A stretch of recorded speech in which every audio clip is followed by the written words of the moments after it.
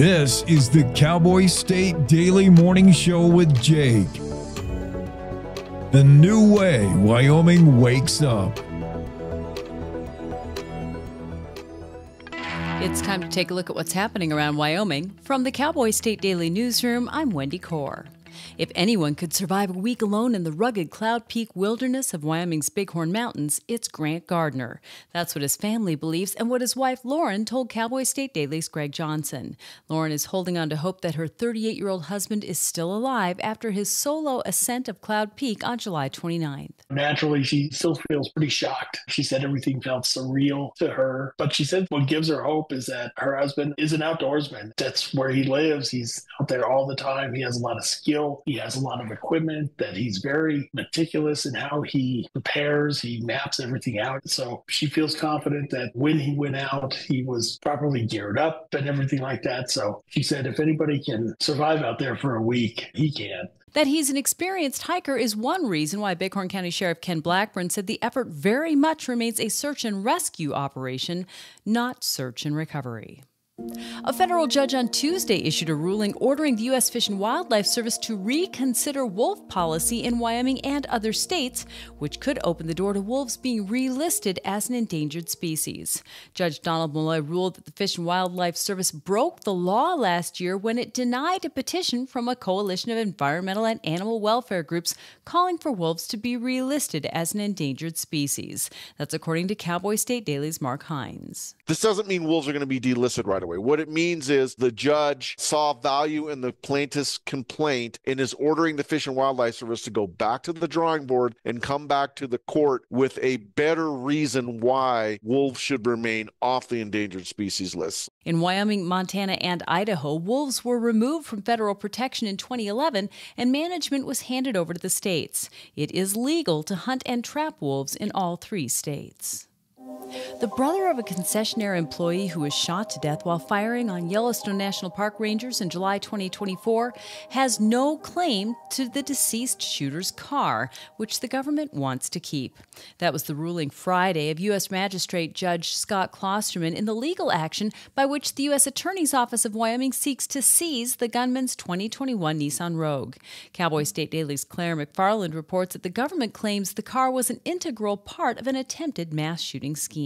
Across Wyoming courts, we have this mechanism called asset forfeiture, where the government actually accuses an object of a crime. They actually say, this object is guilty. We're challenging it as being a component in a crime. The courts have generally upheld asset forfeiture, even though it sounds unusual to the layman. But if the government can prove that this object was involved in the furtherance of a crime, and there's no legitimate claims that overcome that, then the government gets to keep your stuff. Noah Fussner had laid no claim to his brother's guns, magazines, and ammunition that were inside the vehicle.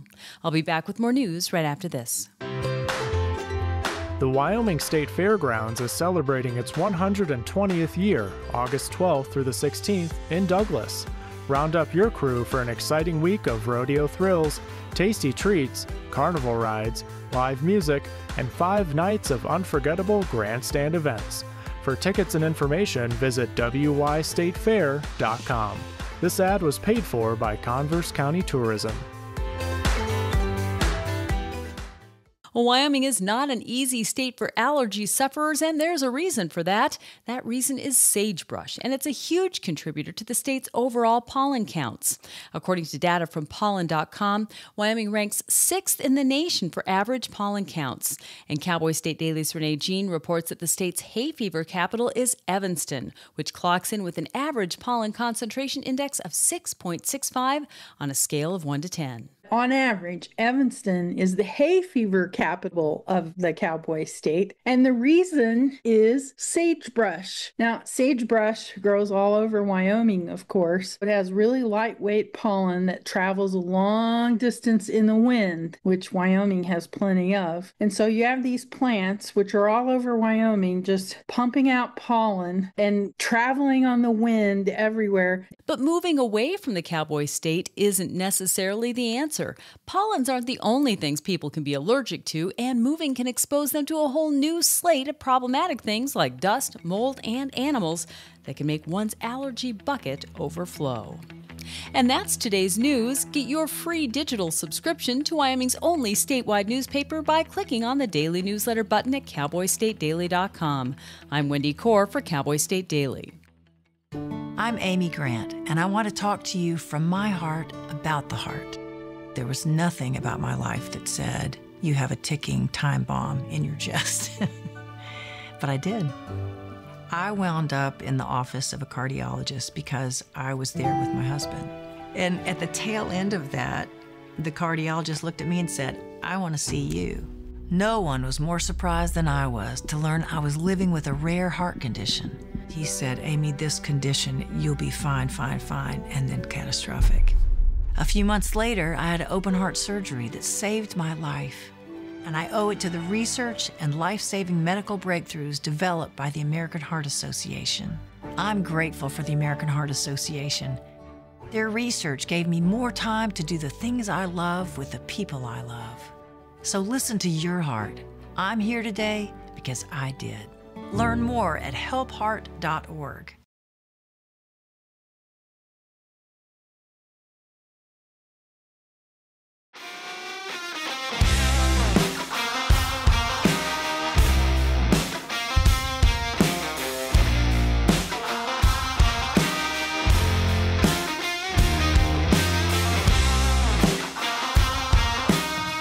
Cowboy State Daily Show. It's Wednesday, August 6th.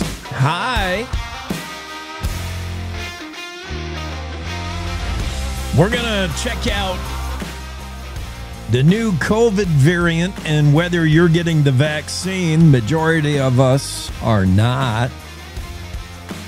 We'll look into putting wolves back on the endangered list. Holy ping pong. The search is still on for the Minnesota man lost in the rugged Cloud Peak Wilderness area of the Bighorn Mountains. Time is running out. I hope we find this guy. He can. He's the kind of guy that could survive a week out in the elements. Where is he? Lithium batteries are blowing up, causing fires everywhere. Lithium batteries, I don't know, man. They're kind of dangerous. Almost as dangerous as kids using their lithium battery hopped up bicycles. These are not your grandfather's bikes. These kids are riding, especially in Jackson, these e-bikes. All the kids are on them. They go like 20, 30. Some of them go 50 miles an hour with no pedaling. There's no pedaling. Let's not kid ourselves. Yeah, we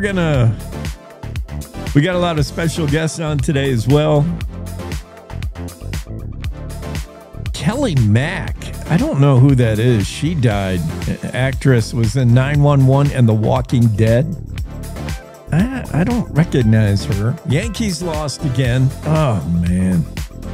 Let's take a look at the weather. There might be some good news there, maybe. Hopefully. That's not my weather track if it runs out that fast. Here we go. Well, that's better weather. Casper, patchy smoke in the morning.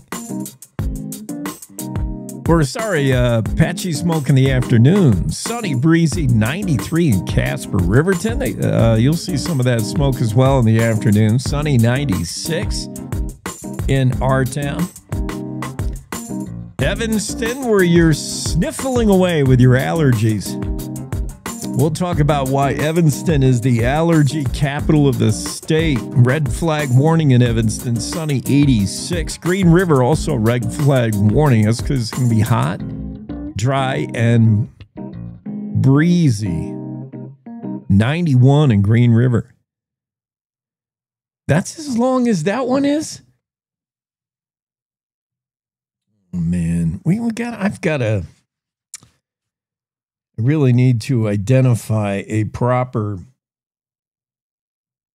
How about this? This feels kind of weathery. I don't think it's very long either. Pinedale red flag warning. Patchy smoke in the afternoon. Starting at maybe 1 o'clock. Sunny 84. Alpine also red flag warning today. Breezy 93 in Alpine. DuBois red flag warning. Sunny breezy 82. Jackson sunny and breezy. Highs 87 today in Jackson. Thermopolis sunny hot 97 the high. Cody you'll hit 90 with plenty of sunshine. Powell 92 under sun. Just a warm day today everywhere. Sunny and 90 in Buffalo. Sunny. Hot in Sheridan, 93, the expected high. Gillette, sunshine, 92 with some wind gusts. Newcastle, sunny, 89. Torrington, sunny, 95. Areas of smoke in Wheatland in the afternoon. Otherwise sunny and hot, 95 today. Cheyenne in the state capital, you'll top out at 91 with plenty of sunshine. Red flag warning in Laramie with areas of smoke today, hopefully not your own. Be careful in Laramie with a high of 88. Rawlins, red flag warning, smoke in the skies, probably beginning early in the morning, really, in a couple hours here. Sunny, breezy with highs 89 in Rawlins. That takes you on the day weather forecast across the state. And where to start with news? All right, let's start with the bad news first. This new COVID variant called Stratus spreading across the U.S. worldwide. What are the symptoms? A story from USA Today. I don't even have to read it to tell you what the symptoms are if it's COVID. You're going to be sneezing, coughing. Probably have a sore throat and a headache. I'm pretty done with these COVID variants.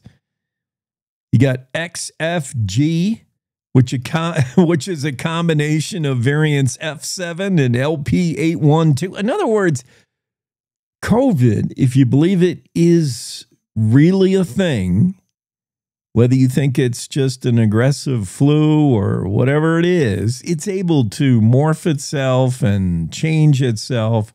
And we can chase it with boosters and vaccines for now until doomsday. I don't know if we'll ever pin it down.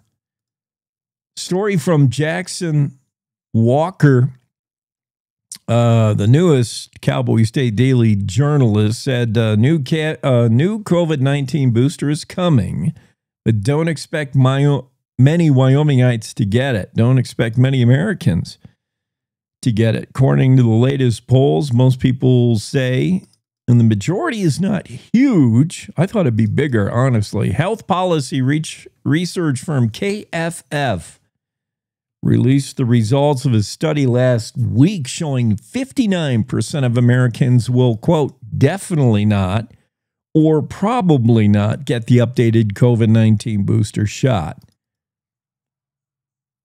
For Wyoming, I think there was similar numbers. The majority say, nope, not interested. Interesting, the results fall basically along party lines, pretty much. And I guess I'm not surprised. And this is I'm not super political. I don't identify to either party. I don't vote. I don't get involved. I just watch the circus and talk about it. That's my great fun. I have no dog in the fight. I just watch it go. But I do have to say, here's where I can't get with Democrats at all that want to get the jab. I don't understand. The results of the poll fall along party lines. Republicans are far less likely to go for the vaccine, the COVID vaccine, than Democrats. And you remember during that time, things got really weird during COVID. And not only were you encouraged to get the shot, some folks, depending on your job sector or what your occupation in life was, some folks were mandated to get the shot. That's where I have an issue. And that's where I think most Americans have an issue and most Republicans have an issue. There were obviously people in the healthcare professions, in medical, if you didn't get the vaccine, you couldn't work. You were fired. Military, didn't get the vaccine, you were, I don't know, what's the punishment in the military? Kicked out? Defrocked? They rip your bars off and tell you to go home? There were places, there were businesses, companies. There was no government mandate, obviously. But we got pretty dang close to Nazism. Pretty close to the government saying, here are your papers. Here's the day you're supposed to show up and get your shot. If you're not there, we'll send uniformed men to come and find you to make sure you get your vaccine. We stopped short of that, but not too much short. You had the government telling you, bending your arm behind your back, get the shot, shaming you if you didn't. Your friends and neighbors shaming you if you didn't get the shot. Your grandmother saying, are you trying to kill Granny? Get the shot and don't kill me. We were all scared as heck. And the pressure to fall in line, there were a few holdouts who said, A, I don't know what's in that shot. That thing got approved pretty dang fast. And B, I don't like the government telling me what I have to do, even if it was good for you. Even if the government was handing me a Mexican Coke saying this one's better. It has sugar cane, which I do like the Mexican Coke better. And we're going to talk about that later today. I still, once someone tells me I have to do it, I still have that 8-year-old reaction. What do you mean you're telling me I have to do it? Now I'm suspicious. Robert F. K. Jr., he just stripped $500 million from RNA vaccines, that's like the rhinovirus, right? Yet another thing we need to get vaccinated for. Trump administration to wind down RNA vaccine development. And I think RFK Jr. took $500 million away from the whole program. RNA vaccines credited by public health experts with saving millions of lives during the COVID-19 pandemic. RFK Jr. says they don't work. That was his quote. Comprehensive review of the RNA vaccine says they don't work, and he's taking the money away. He said too many mutation, virus mutates. In the story, getting back to the Cowboy State Daily story from Jackson Walker. He does talk to a local doc here, Dr. Brent Blue. I say here in Jackson, Teton County coroner family physician, Dr. Brent Blue. He thinks COVID vaccination rates will remain relatively low in Wyoming this fall, but he's pro-vaccine. He said, I think immunization rates in Wyoming will be relatively low. I think Wyoming folks, for the most part, says Doc Blue, tend to be sort of libertarian and don't want government telling them what to do. I think you're right, Doc. If government recommends it, Dr. Blue says, they're not going to do it. I think you're right, Doc, and I fall right in that line. But then Blue, in my opinion, gets off track. He said Americans tend to have a short memory. That's why he uses, outside of his office, you'll see an iron lung from back in the day, an iron lung respirator. And he said that's a reminder for patients who back in the day refused the polio vaccine. They said, no, they were skeptical of the polio vaccine. They got polio, and look, they had to go in an iron lung. Others interviewed in this story said, well, that's not a fair comparison. Representative Tom Kelly, Republican of Sheridan, he said that's apples and oranges. He said, we're talking about flu vaccines and COVID vaccines. The consequence of are you get sick. And Dr. Blue admits he sees kids coughing their brains out, he said, for 2 weeks, and he feels bad. He's like, you should have just got a flu vaccine. Maybe. Representative Kelly said they're not the same. Polio has not mutated. You get a polio vaccine, and for life, you're basically 99 point whatever % sure that you're not going to get polio. Polio has not. The disease mutated and morphed and changed the way COVID does. He said these two things aren't the same. Polio doesn't appear to mutate so quickly, said Kelly, and efficiently like the COVID virus does. You don't need polio boosters all the time. It's a long-term vaccine. The comparison doesn't make sense to me, said Representative Kelly regarding Dr. Brent Blue's comparison of polio.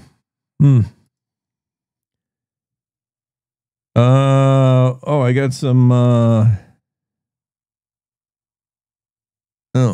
got a whole bunch of texts I got to read. Sorry, I'm distracted. But yeah, the whole. I don't know. It's hard for me to be impartial on this issue because I'm just so anti. I'm not just anti-vaccine. I'm just anti-COVID. Everything about it. I mean, we all hate it, right? But I refuse to be afraid of it. And I refuse to believe when government tells me that it's killing us all. I see the numbers, 1.1 million dead of COVID in the U.S. alone. Over, the years that COVID was out. Does that seem like a lot? I don't know. That amount of people might have died from flu or old age. It didn't seem like a lot. This wasn't Spanish flu. Jeez, everybody dropped dead of that thing. Healthy military men, healthy 24-year-olds who survived boot camp died in the Spanish flu. This COVID was nothing like that.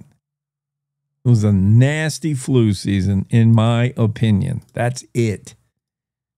And this idea that you're going to go chase it with vaccines forever. Yeah, the story from Jackson Walker, who says don't count on the majority of Wyomingites to be signing up for the new booster for the new COVID variant, which has a whole bunch of letters and numbers in it. It's called Stratus for short, but it's variant XFG, a combination of F7, LP, 812. Yeah. COVID just keeps trying to kill us. Maybe what you have is not COVID. Maybe it's just allergies. Yeah, your allergies are bad, and we can blame sagebrush for that. We'll talk about that story. We'll see if Greg Johnson's going to pop in. Let's take a quick break on the Cowboy State Daily Show with Jake. Wyoming is a big state. There's so much ground to cover, so many stories to tell. But the Cowboy State Daily News team is up to the challenge. I'm Wendy Core, host of Cowboy State Daily Video News. Whether it's politics in Cheyenne, energy issues in the Powder River Basin, or grizzlies in Yellowstone, our talented crew of experienced journalists are out there finding and telling the stories that matter. What's the best restaurant in DuBois? Renee Jean checks it out. What's the most recent Supreme Court decision mean to our everyday lives? Claire McFarland explains. How is the upcoming elk hunting season shaping up? Mark Hines lets us know. Every day, I talk to the reporters who are covering the topics, issues, and people that are important to Wyomingites, and in our daily newscast, I bring you those stories. Tune into the Cowboy State Daily Video Newscast every morning, only on CowboyStateDaily.com. This is the Cowboy State Daily Radio Network. Hi. I'm your retirement fear. But don't be scared. You're still in pre-retirement. Does that mean I have more time to plan? Precisely. Here, this is pretirement.org. Retirement savings options? Potential tax breaks. Move. This isn't scary. I'm doing it. You got this. Visit thisispretirement.org for free resources to help you customize your action plan.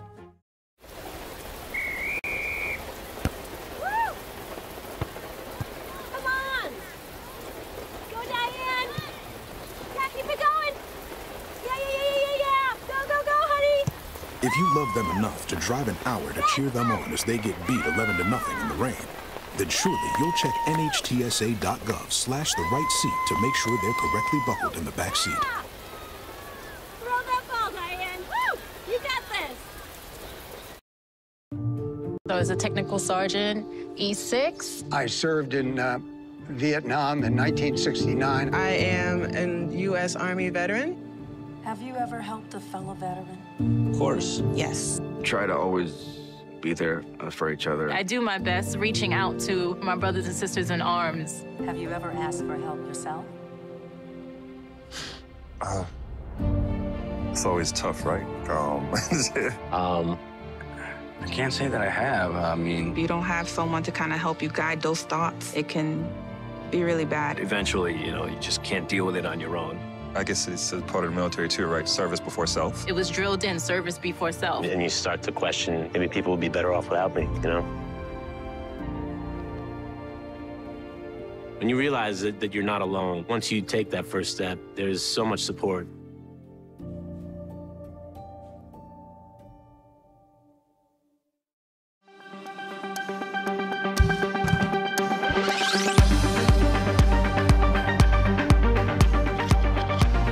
All right, we're back on a Wednesday Cowboys Day Daily Show with Jake. Greg Johnson, managing editor of The Whole Smash, is in here. Hey, Jake. How you doing? Good. We got to figure something out today. What's up?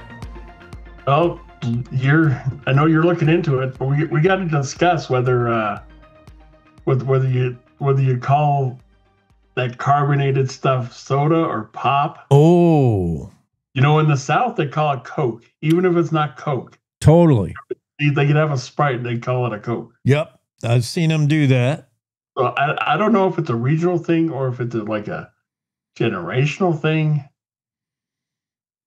I think what do you call it? I call it pop. You call it pop? Yeah. But I was ridiculed. I call it soda. Yeah. But when I was a kid, we called it pop. Yeah. And now I call it so I don't know. Is it like a kid where, like, when you're a kid, you eat ketchup on your hot dog, but when you're an adult, you don't? I don't know. So it could be along age related things. It could be different generations and we're moving toward a name, or it could be regional. It depends on where you are. I think a lot of the things say it's regional, that, if you're in kind of the Northeast and California, some parts it's like pop, but then it's pop is prevalent in the Midwest. Yeah, soda is more in like California than Midwest, so I'm gonna have to stop saying soda. I can't. I can't say it. And then I guess if you're the anti-sugar people, you call it poison. Although I don't drink the sugar stuff myself, but yeah. Well, I'm glad that Coke says they are going back to sugarcane, or they're at least this fall they're going to offer an option, and you can go with the pure sugar, the sugar stuff, or the what's the other? They're not using like real sugar in their regular Coke? No, that's why there is such a thing as Mexican Coke. Okay. Dude. Right. Yeah, and Mexican Coke tastes way better. Yeah, because of basically money, sugar got too expensive. Coke, like everybody else, went to high fructose corn syrup. That's the sweetener and everything. And that is being blamed for a lot of health ills, but so is sugar. I mean, let's face it, sugar is not good for you either in the excess that's maybe in Coke. Yeah, until if they don't use real sugar, maybe they can't be called pop, right? That's you tell them. Although I know, like if you go back, like back when my parents were kids and stuff, and it all came in the glass bottles, I think it was all pop. That was pop. A bottle of pop. Yes. So it could be container related. We're coming up with all kinds of, what is wrong with my Zoom? I'm just noticing now my camera's all messed up. I'm going to fix that. So there's a lot of different things we think it might be. This is crazy. That didn't help. Soda, this term is most popular in the Northeast California and parts of Midwest. This is what Google's telling me. Yeah.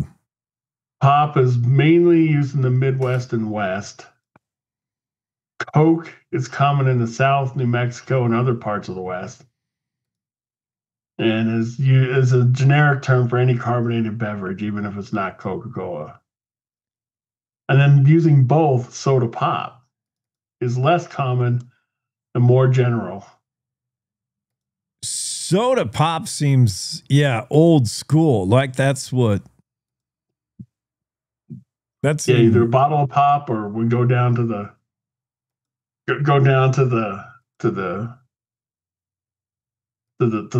soda fountain for a soda pop. I think it's mainly regional where you are. Probably. But probably. And it's probably regional and environment, because like say if your parents grew up somewhere where they said pop and then they moved and you're raised in an area where most people say soda, you'll probably still say pop because that's what you'll be raised as. Yeah. It's easy to find where soda comes from because it's got soda water. But what is? I wonder why pop. Why it was called pop? Because it pops. Crackle and pop. Soda pop. Yeah, because of the fizz aspect. Probably. I don't know. That's a good question. But I will speculate. I will throw this out there, and I don't know how to say it delicately. I'm still trying to fix my Zoom. It's driving me crazy. I don't know what happened to me. Where did I go wrong with the Zoom? I will speculate this. It is definitely regional because nobody calls all pop Coke like they do in the South. That is Southern. No. That's definitely a Southern thing. Yes, and they do. They call, I'll have a Coke, and then the server has to say what kind. You're like, exactly. To me, it said I'm gonna go get a Coke means you're getting a Coke. Yeah, an actual Coke. Yeah, I want an orange Coke is what you'll clarify. Yeah. Yeah, that doesn't make sense to a lot of people, but that definitely happens. I will speculate this, that it also is along lines of socioeconomic status where, and I'm trying to say this nicely, but here's what I learned when I was in upstate Western New York, we were a bunch of rubes compared to New York City. And all my life I called it pop. But boy, you move to New York City and you're suddenly so much more sophisticated, cosmopolitan, you would get ridiculed calling Coke pop. It was soda in the city. And I think it's soda, the more income you earn, the higher income earner. I'm serious. It's soda. It's pop if you're not wearing shoes.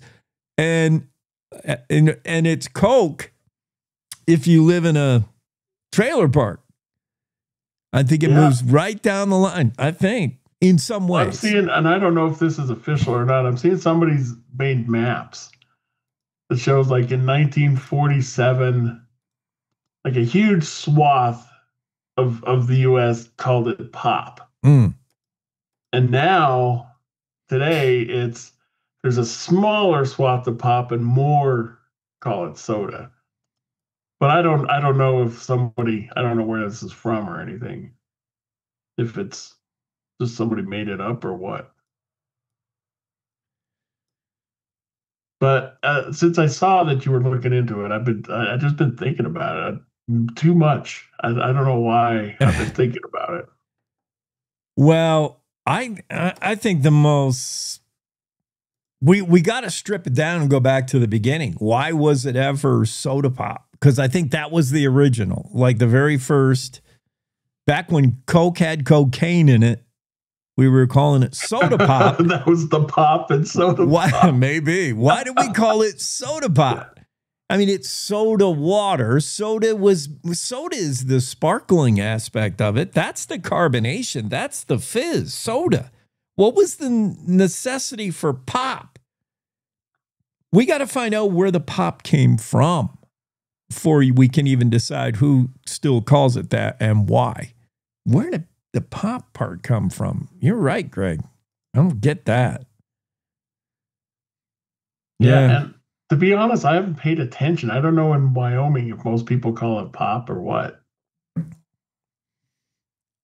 I think that is trending along the, like in 20 years, no one will call it pop. I think more and more people are calling it soda. I think pop is just a real lasting hanging on effect of the past. Pop is kind of in 20 over. years it'll be banned by the government. Right. We won't anyway. We won't call it. You go anything. to the grocery store and it's the soda aisle, right? They don't have the pop aisle. Yeah, they would call it. Well, they just call it beverages. Beverages, yeah. Yeah. Nobody calls them beverages. I don't just colloquially. They don't just say, "I'm gonna go," unless they're like, it sounds too stuck up. I'm getting a beverage. Yeah. While you're up, do you mind grabbing a beverage for me too?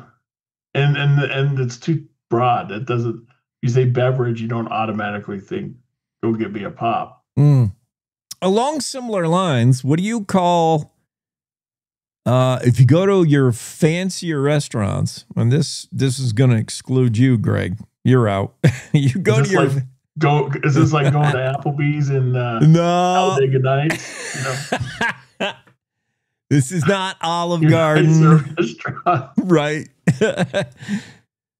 You go to your fancier restaurants, the kind where you don't tuck your napkin in your shirt. You put it in it's a cloth napkin and it's in your lap.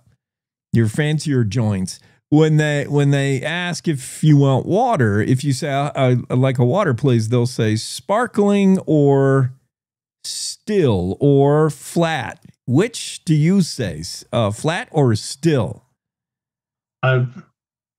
It's still. I'm not a sparkling water guy.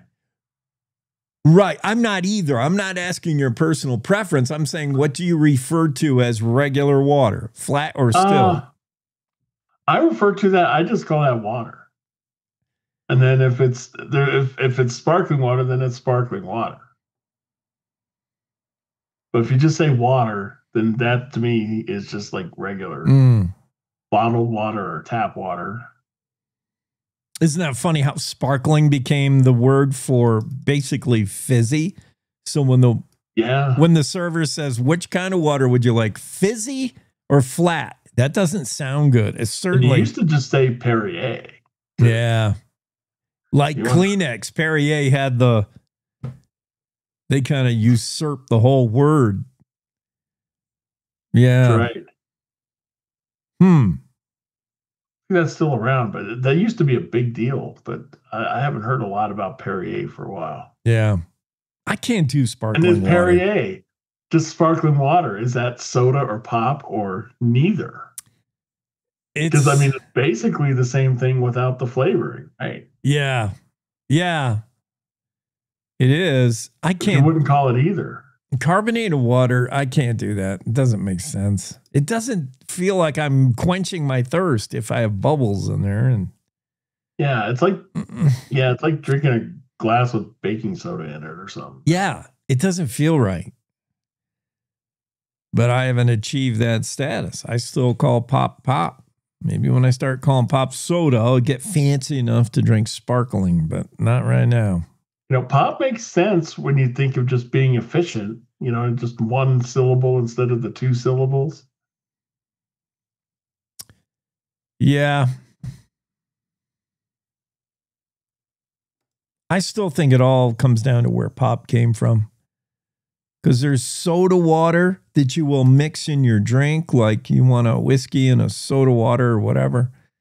So soda indicates the sparkling aspect of your beverage. It's carbonated. Soda indicates that it's just carbonated. Carbonated. So what is the necessity for pop? I want a carbonated kids drink. I want a carbonated sugary drink. Is pop the sugar part of it? I think it's the sound. Maybe. Like you pop it off the top. You hear that little air thing. I don't know. Yeah. Possibly. Well, greater minds than ours. Pop it off the top, pop it off the bottle, the cap. I don't know. All right, you don't do that anymore. I'll put you down for potentially opening the sound. The pop.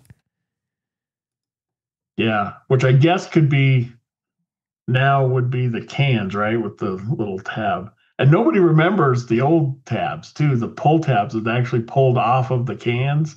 Yeah, you'll remember that when you step on it at the beach. Yeah, they're all over the ground. You find them all over the place. Oh, yeah. I sliced my toe open once way back when I was a kid swimming at the lake, and there was one in the lake while I was walking out, and I stepped on one. Yeah, you'll never know those. Because it had like the skinnier opening. Yeah.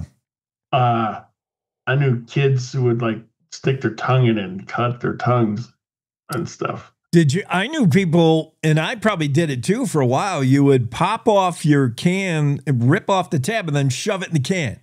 Yeah, you'd shove it in the can, which is so dangerous. I know, man. You could drink that and but die. But instead of throwing it on the ground or something, or you're left with this little piece of trash, what do you do with it? You would drop it into the can. Yeah. That was pure genius how we moved to the top that doesn't come off. Yeah, whoever invented that. You think, was that government mandated, you think? At some point, it probably became for safety reasons. And, right. You know, you just need one 8-year-old to be drinking that. Yeah. Yeah, and that's the end of that. Get it down. Yeah, it's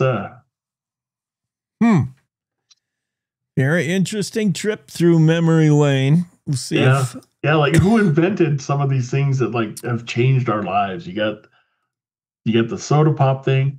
And do you ever want, and I'm sure people, really nerdy people who are into computers know it, but I don't, and I've never heard the name. Like, who invented the computer mouse? Because that person revolutionized how you use this thing. Can you imagine using your computer with that if the mouse had never been invented? Yeah.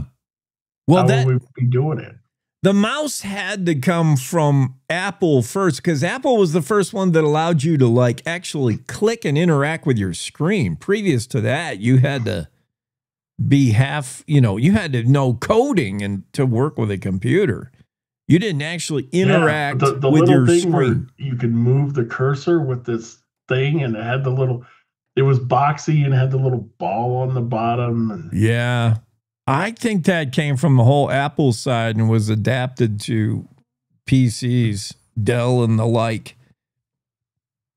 Because the whole selling point of Apple was they made computers easier. They had icons on a screen and you could interact with that thing. You're like, I want to open that. Prior to that, you had to be like a computer nerd to even work a computer. And there is Douglas Engelbart is the inventor of the mouse. Oh, In 1968. 68. What was its first application? What machine? Or was it just universal? You can use this mouse on it. I think it was just the universal led to the patent for the computer mouse. It had to come with a computer because the development of the basic graphic user interface GUI. Wow. Yeah. So let's see. I hear.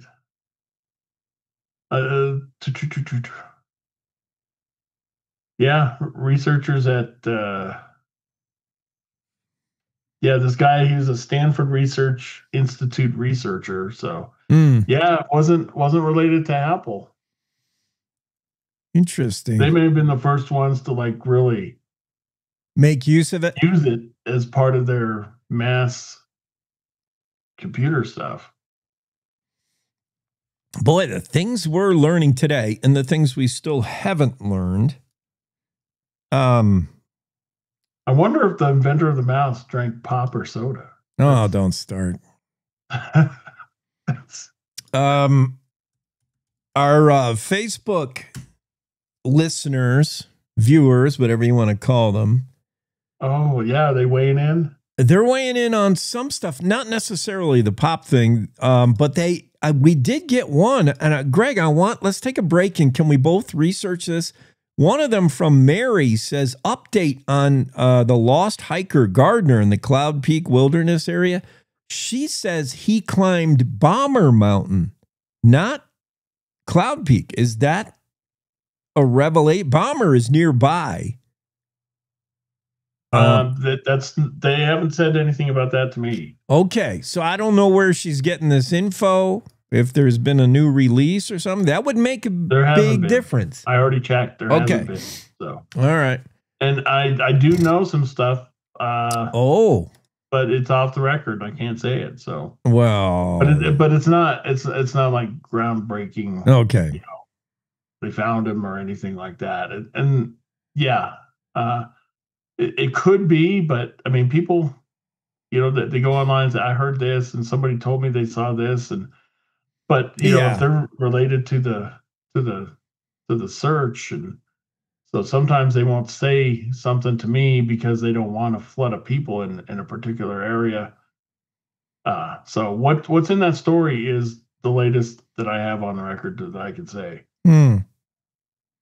Yeah, and you had some interesting things. Of course, we have a time difference and a time change, and an official press release. It's in your story, Greg, that it wasn't 9 o'clock he summited. It was 9 o'clock Eastern, but locally 7. That makes a big difference. So, and then, hearing more from the wife, hearing from another fellow hiker that may have seen his camp. That was interesting.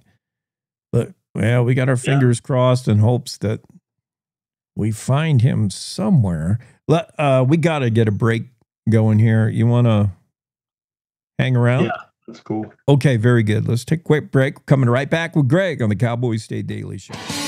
Want to stay in touch with what's happening around Wyoming? I'm Wendy Core, host of the Cowboy State Daily video newscast. From Mountain View to Upton, from Jackson to Cheyenne, our reporters are out there finding and telling the stories that matter. Every day, I talk to the talented journalists who are covering the topics, issues, and people that are important to Wyomingites. And in our daily newscast, I bring you their stories. Tune in to Cowboy State Daily video news every morning, only on CowboyStateDaily.com. You're listening to the Cowboy State Daily Radio Network.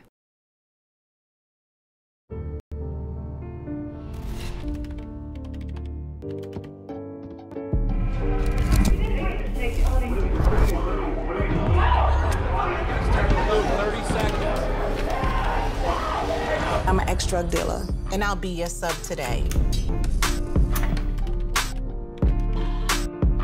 Can you see anything different as a pill? No. You don't know?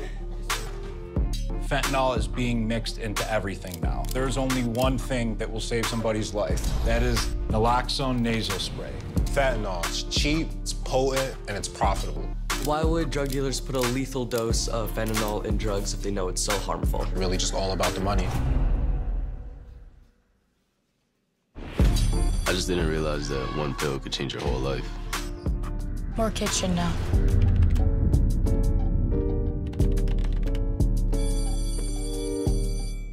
In today's digital world, it's hard to know who to trust. Your local TV and radio stations bring you the facts. Misinformation and deep fakes flood social media, but broadcasters deliver verified and accurate news. For news, emergency updates, sports, and entertainment, turn to your local stations. Text TV to 52886 and urge Congress to support the vital local journalism broadcasters provide.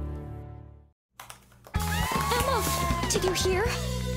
Todd's in the hospital. Who's Todd? He got a collapsed lung from vaping. He thought it was cool. Not cool. Promise you won't vape, Emma. It can lead to a lifelong addiction, and we can't be friends if your lungs collapse. Bogus. Wacky sitcom teens aren't the best people to talk to your kid about vaping. Hey, you got a minute? You are. Start the conversation with your child about vaping today.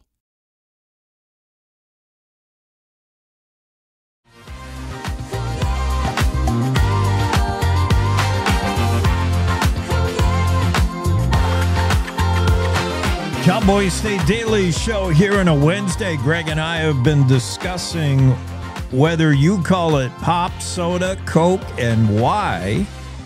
Could be a lot of reasons. We also had somebody chime in on our Facebooks. Rob says, what's the weather in KC today? You're on mute, Greg. They're skipping a day in KC. They're not going to have any weather today. No, yeah. You have zero weather, neutral weather in KC.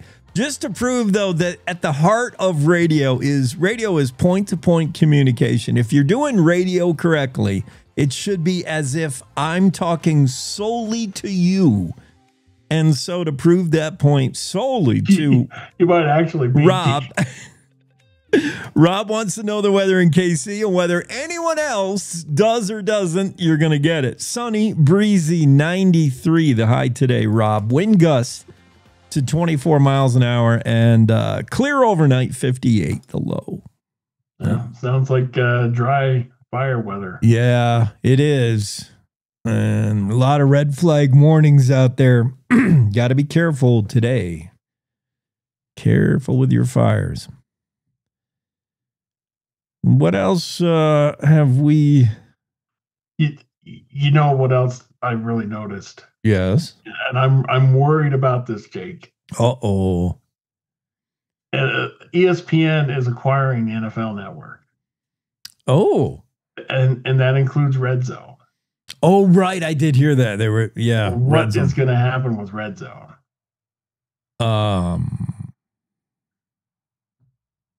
I don't know. I don't know where I'm going to get Red Zone. And because ESPN has also been saying they're in the fall, they're going to launch this streaming service. It's going to be $30 a month. And my fear is they're going to stick Red Zone in that. I'm not going to be able to get it because during football season on Sundays, that's all I care about is the Red Zone. Oh, you do the Red Zone? Yes. So for those folks who don't know, that means you're able to just tune in to any football game when it's actually exciting. Yeah, and it's like they have the clicker. You don't have to do the clicker. They're going from game to game at the times that they're doing something in the games. Yeah. And you keep up on what's going on in all the games that way. I love it. I've loved it since it came out. It's a more exciting way to watch football than to actually watch a whole game, where the majority of the game is beer commercials and the break while they review up the last play, which seems to be, that's 80% of a football game. The last play is under review, and you just watch a referee looking at a screen. I know. Yeah. Red Zone is more fun, more action. I don't know. Everything's there's gonna be new pay. You got to pay to watch anything now. There's no more free TV. Someone's gonna buy the rights to air or something. You have to pay people to breathe. Yeah. I'm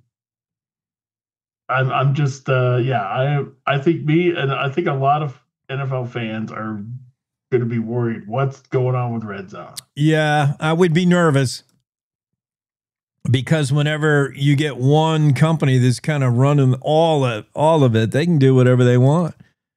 Yeah. Remember when we were kids and there wasn't cable and there was just like the 3 networks? Yeah, there were 3 networks. And cable came along, and the only way the 3 networks sort of survived for a while is they were free with your antenna. You had to move it around a little bit. You had to get the coat hanger and point it somewhere to get your show to come in. Yeah, and to make the kids stand there and hold it. Yeah, put their arm in the air. Hold it so we can watch Andy Griffith. And then cable came, and cable was pay. You had to pay to get cable, so there was resistance, and then you had to pay to get certain channels on the cable. HBO cost extra money. So all this, and then internet comes and threatens to just kill cable because internet's free. And then now internet is pay. And Netflix. But NFL, it was on one network, maybe 2. And so you could see those games. And the big deal was halftime, they would do the highlights. Or halftime on Monday Night Football, where they would do the highlights from all the Sunday games. Yeah. Yeah, it's we've got Sunday, Monday, Thursday, Saturday. Well, with all the advancements in broadcasting, I'm just sad that we've come full cycle back to, the downside of having free TV, those 3 channels, NBC, ABC, CBS, was you had to sit through commercials.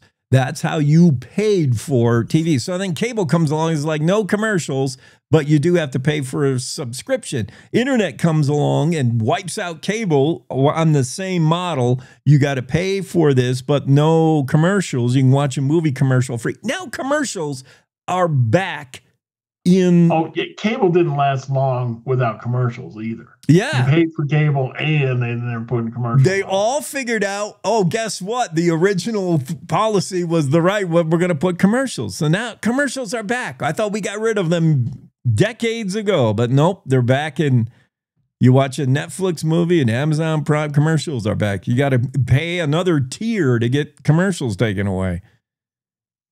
We'll never get rid of them. Well, you couldn't get rid of it. I dished it for 11 years once. No TV for 11 years. Oh, good for you. That must have been your Alaska time because they hadn't. There was no invention of TV. And when I moved to Wyoming for a few years after I moved here, I just never did it. The only thing I wanted it for was sports stuff, and I could stream that online. Oh yeah, through a questionable source. Right. I will. I neither confirm nor deny going to one of those sites. Let's just say your football games were broadcast in Russian. Yeah. Okay. Interesting. No, we've covered a lot of important topics called soda pop or Coke. We talked about the lost hiker and the evolution of broadcast TV. Yeah, the lost hiker. I know there's a lot of hope, but I mean they're also realistic, knowing every day, every hour that passes that they don't find him, that there's a greater chance that if they do find him, that he's not going to be alive. But they haven't changed it there to a recovery. It's a rescue effort. Yeah. I think, he had some skills in the backcountry, and so they're hoping that's gonna save him. But yeah, talking to his wife, she's obviously worried. You can tell she's still pretty stunned by everything, and they've got 2 kids. Yeah.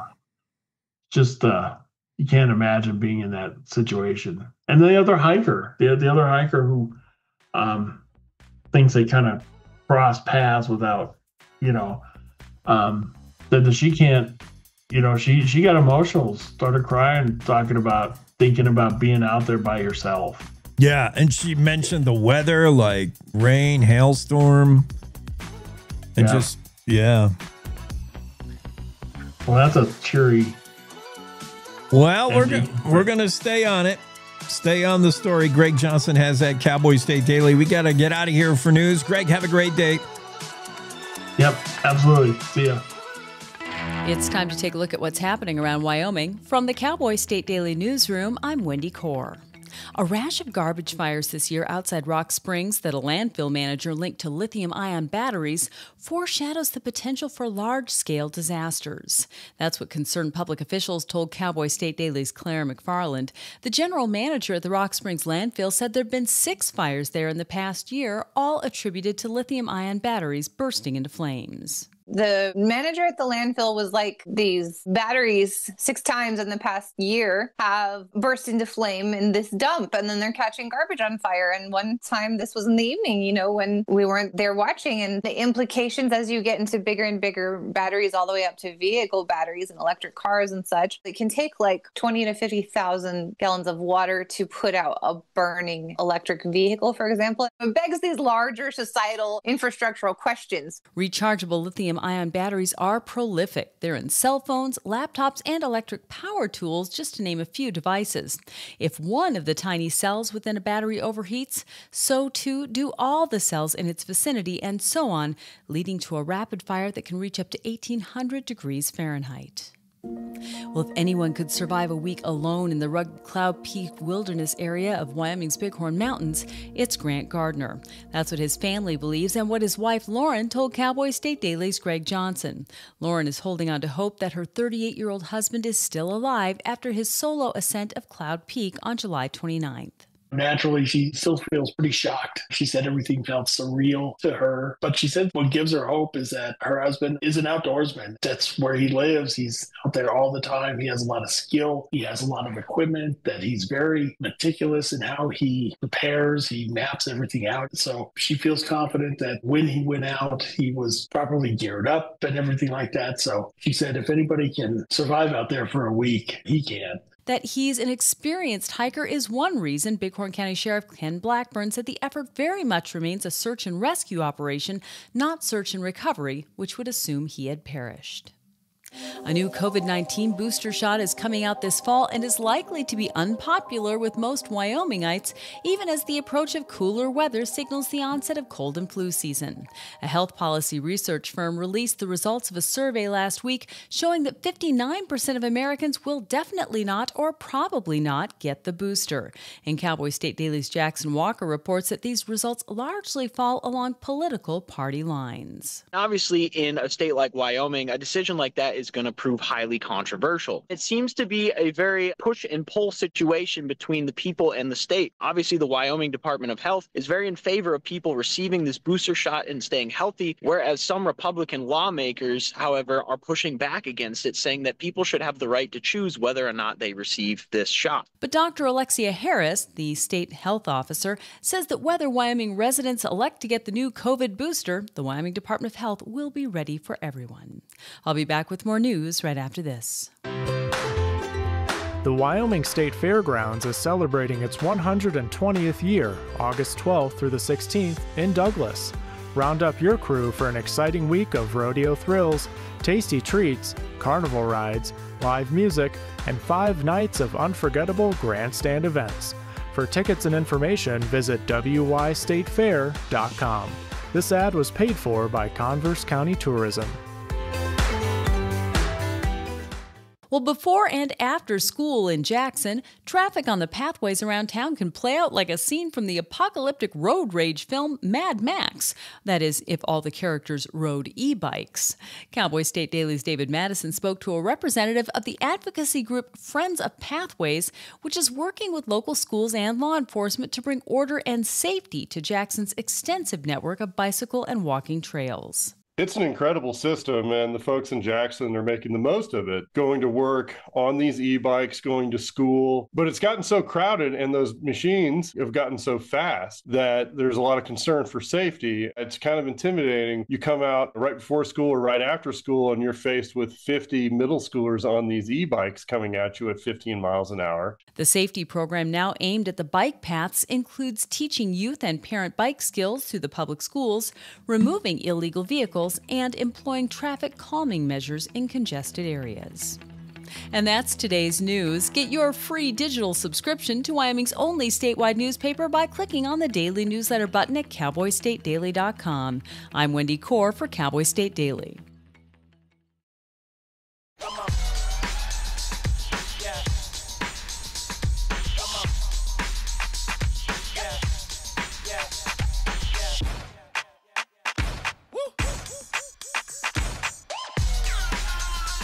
You're not going to get it all right.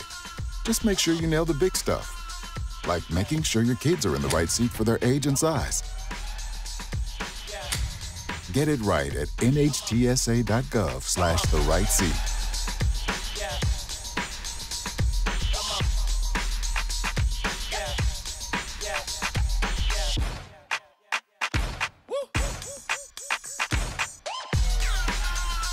You're not going to get it all right. Just make sure you nail the big stuff, like making sure your kids are in the right seat for their age and size. Get it right at nhtsa.gov/the-right seat.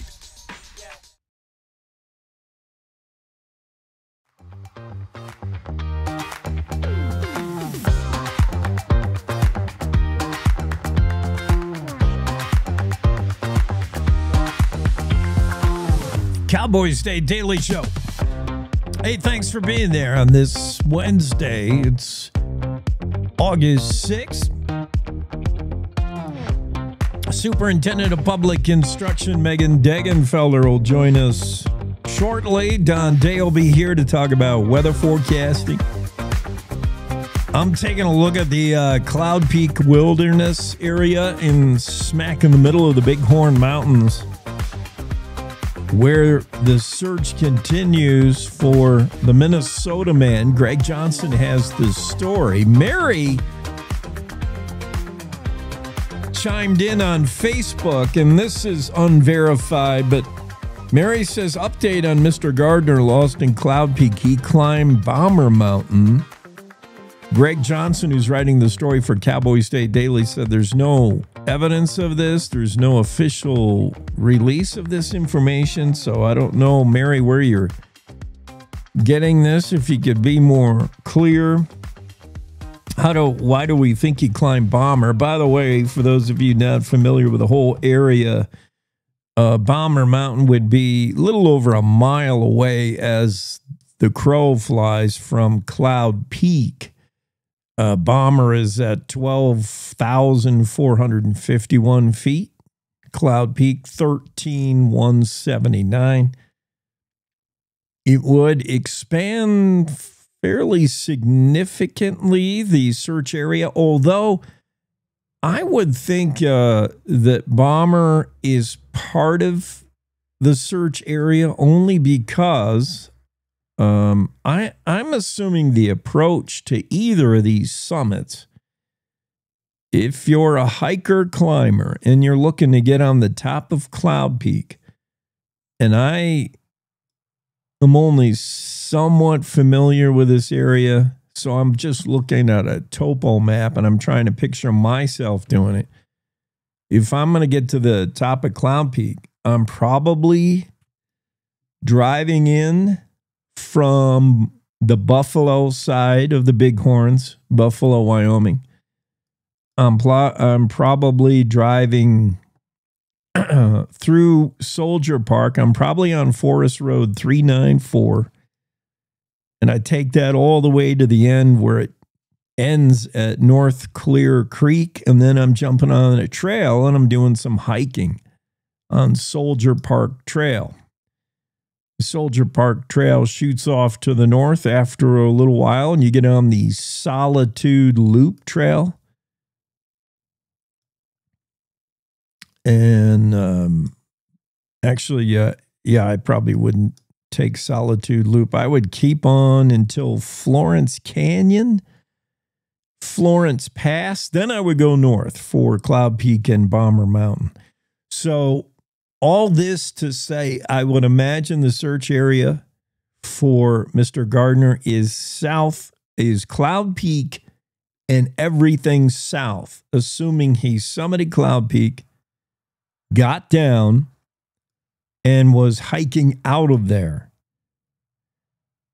I would think he'd be hiking out south, but maybe not. He might have approached from a different way. But I know Teton County Search and Rescue has just announced they're in on the search as well. There are lots of people on the search.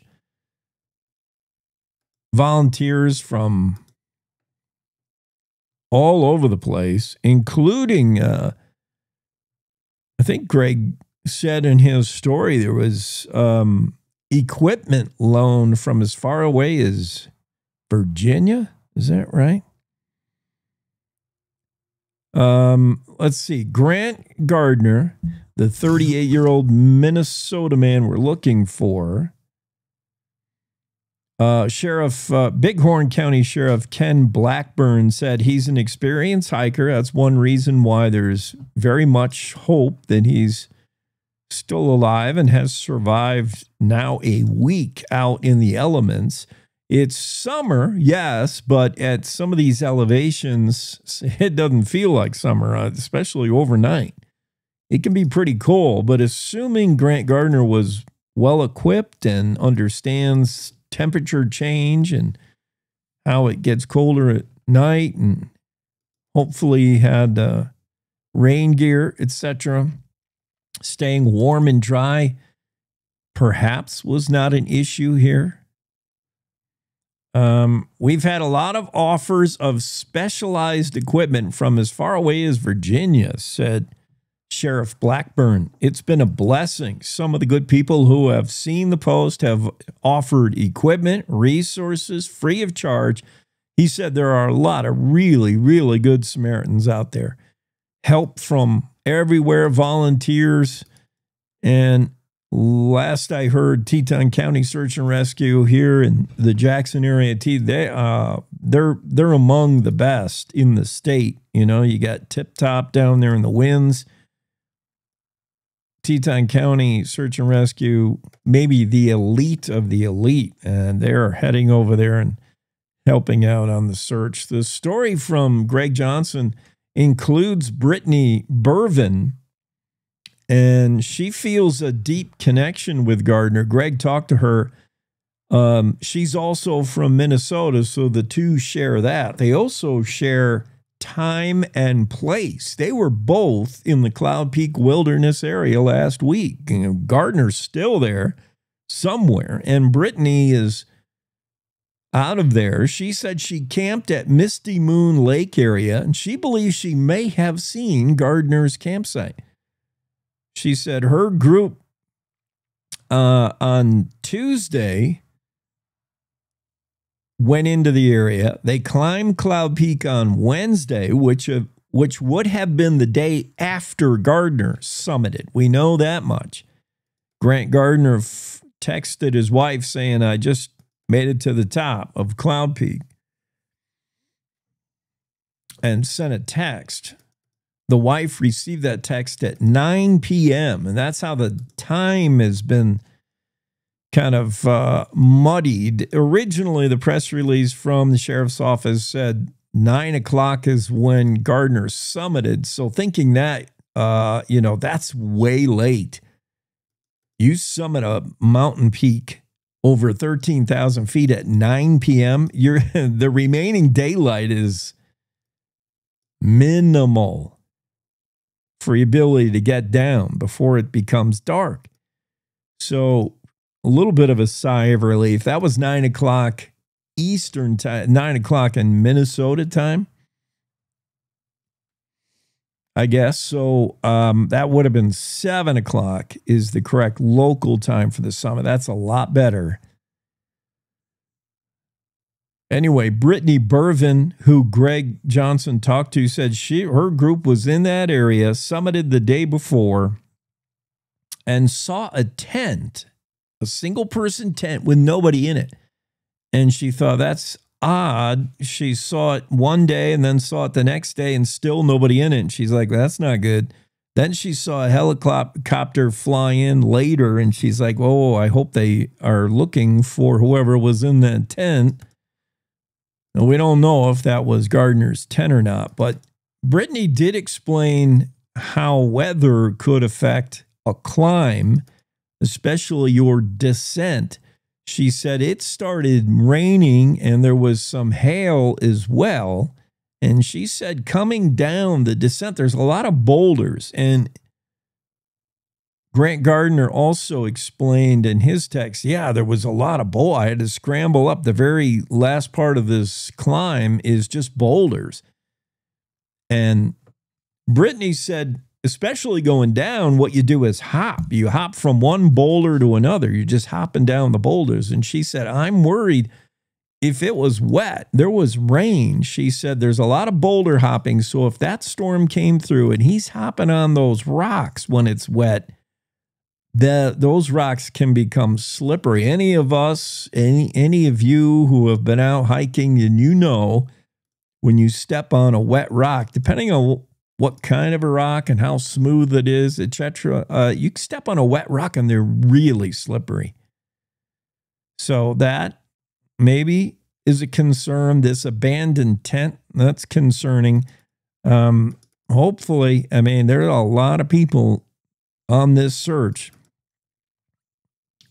You would think that we would get some kind of news here sometime soon. Grant Gardner, the Minnesota man in the Cloud Peak Wilderness area in the Bighorn Mountains, still missing now a week later, and wife and kids holding out hope that he may be maybe just injured and he's staying put, staying warm, and we'll find him. That's the hope. Anyway, his solo ascent of Cloud Peak was on July 29th. It's now August 6th. But wife Lauren, holding out hope, her 38-year-old husband is alive. She's saying he does this. He's good at this. He knows what it's like to be outside. He's geared up. If anyone can get through it, he can. We'll stay on this story, and Greg Johnson will stay on it with you. Let's take a quick break, and we'll go to Don Day for the day weather forecast and wrap with him a little bit about weather outside of KC. We'll do KC and everybody else as well. Weather check coming up after this. To the Teton Range, Cheyenne to Sheridan, Rawlins to Ralston, Cowboy State Daily Morning Show covers the state like no other radio show or podcast. We love Lovell. We're eager to share the stories of Story Will Crow About Crowheart and Yodel Over Yoder. Whether you make your home in Sweetwater, Chugwater, Powder River, or Green River, the Cowboy State Daily Morning Show will make you feel right at home. Jeffrey City, Atlantic City, we see you. Little America, Big Piney, you're on our radar. Howdy, Wapiti, Meeteetse, Shoshone, Ten Sleep, good morning, welcome, Torrington, Riverton, Wheatland, Lusk, Lingle, Lander, Timber, Casey, Kerwin, Moorcroft, Mountain View, Moose, Fort Bridger, Fort Laramie, Fort Washington, Hannah, Hudson, Hewlett, Dayton, Daniel, and DuBois. We are east of Weston, west of Midwest, north of Newcastle, and south of Sundance. Border to border, we love Wyoming and every one of its communities, bar none. This is the Cowboy State Daily Radio Network.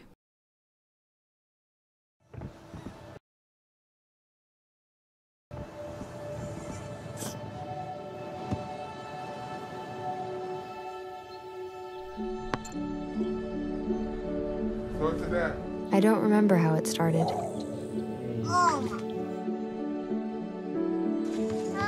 Our back and forth. Victory. Fumble. Repeat.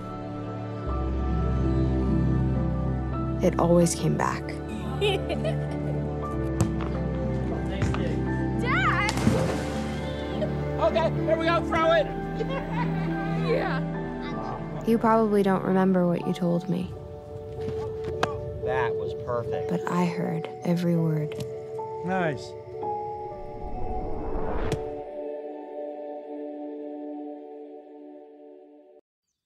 Jason, let's go see your room.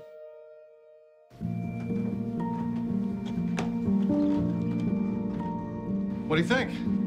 We kept it a little spare, so you can decorate it how you like.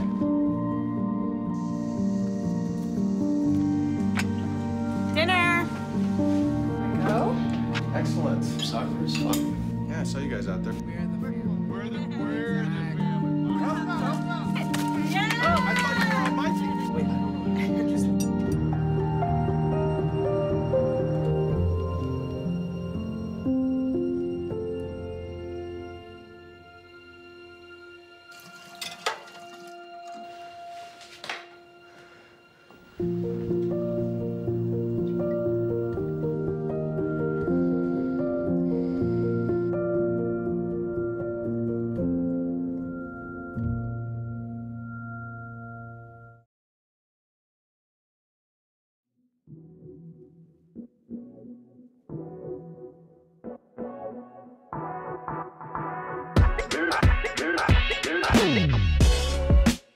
Cowboy State Daily show on a Wednesday. Don Day weather forecast. Don, you must be still in Florida. Yes, and I will be for a while. Oh, yeah? Well, this is a long assignment. Well, basically on these assignments, you're here till you get your mission completed, then you get to go home. Okay.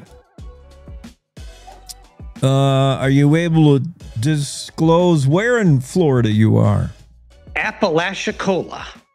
Holy cow. Where the heck That's a mouthful. Yeah, it is.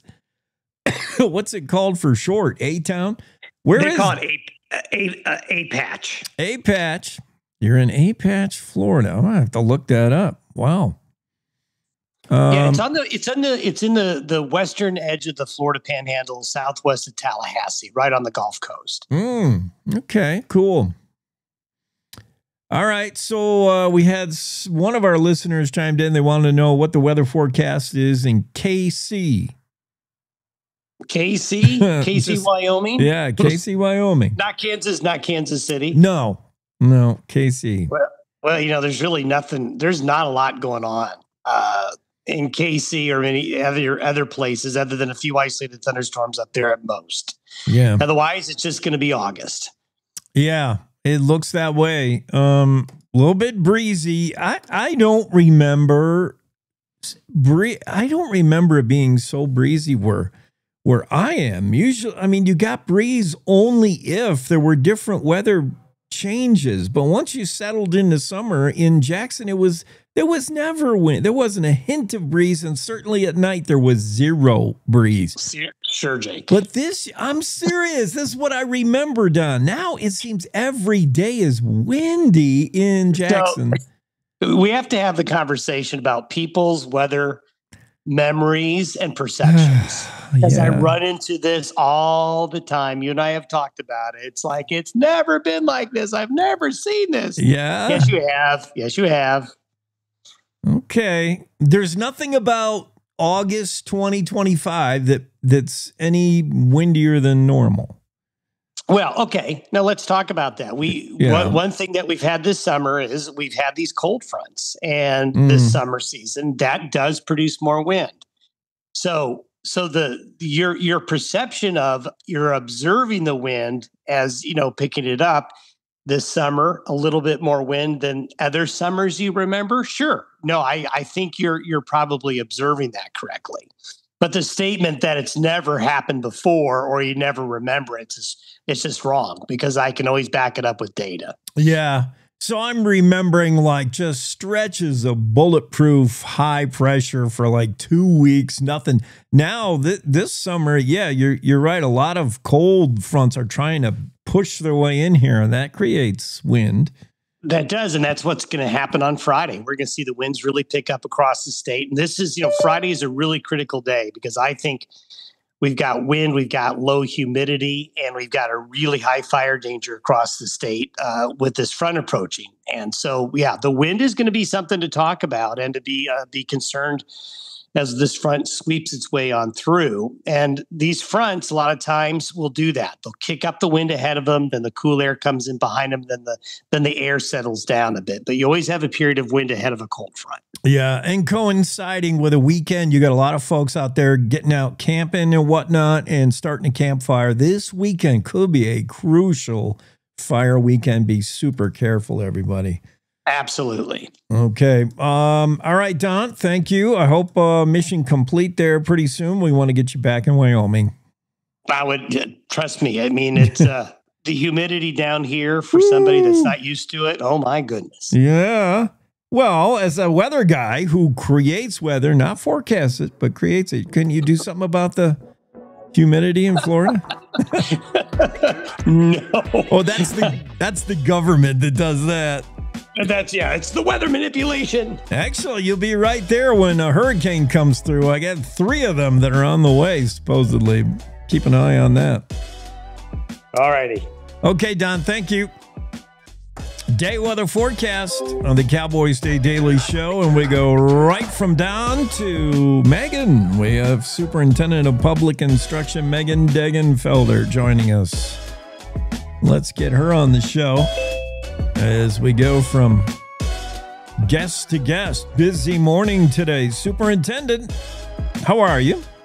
I'm doing great. How are you? I'm good. I'm a little scrambly for the morning. I'm trying to keep up. I'm just like one tick behind all day today. Hey, that's okay. It happens to the best of us. Can't get ahead. Let me get to some of the topics I wanted to talk to you about. You are just coming off TeacherCon, no? Yeah, first off, it's an inaugural event. I don't know anything about it, but nobody knew anything about it going in.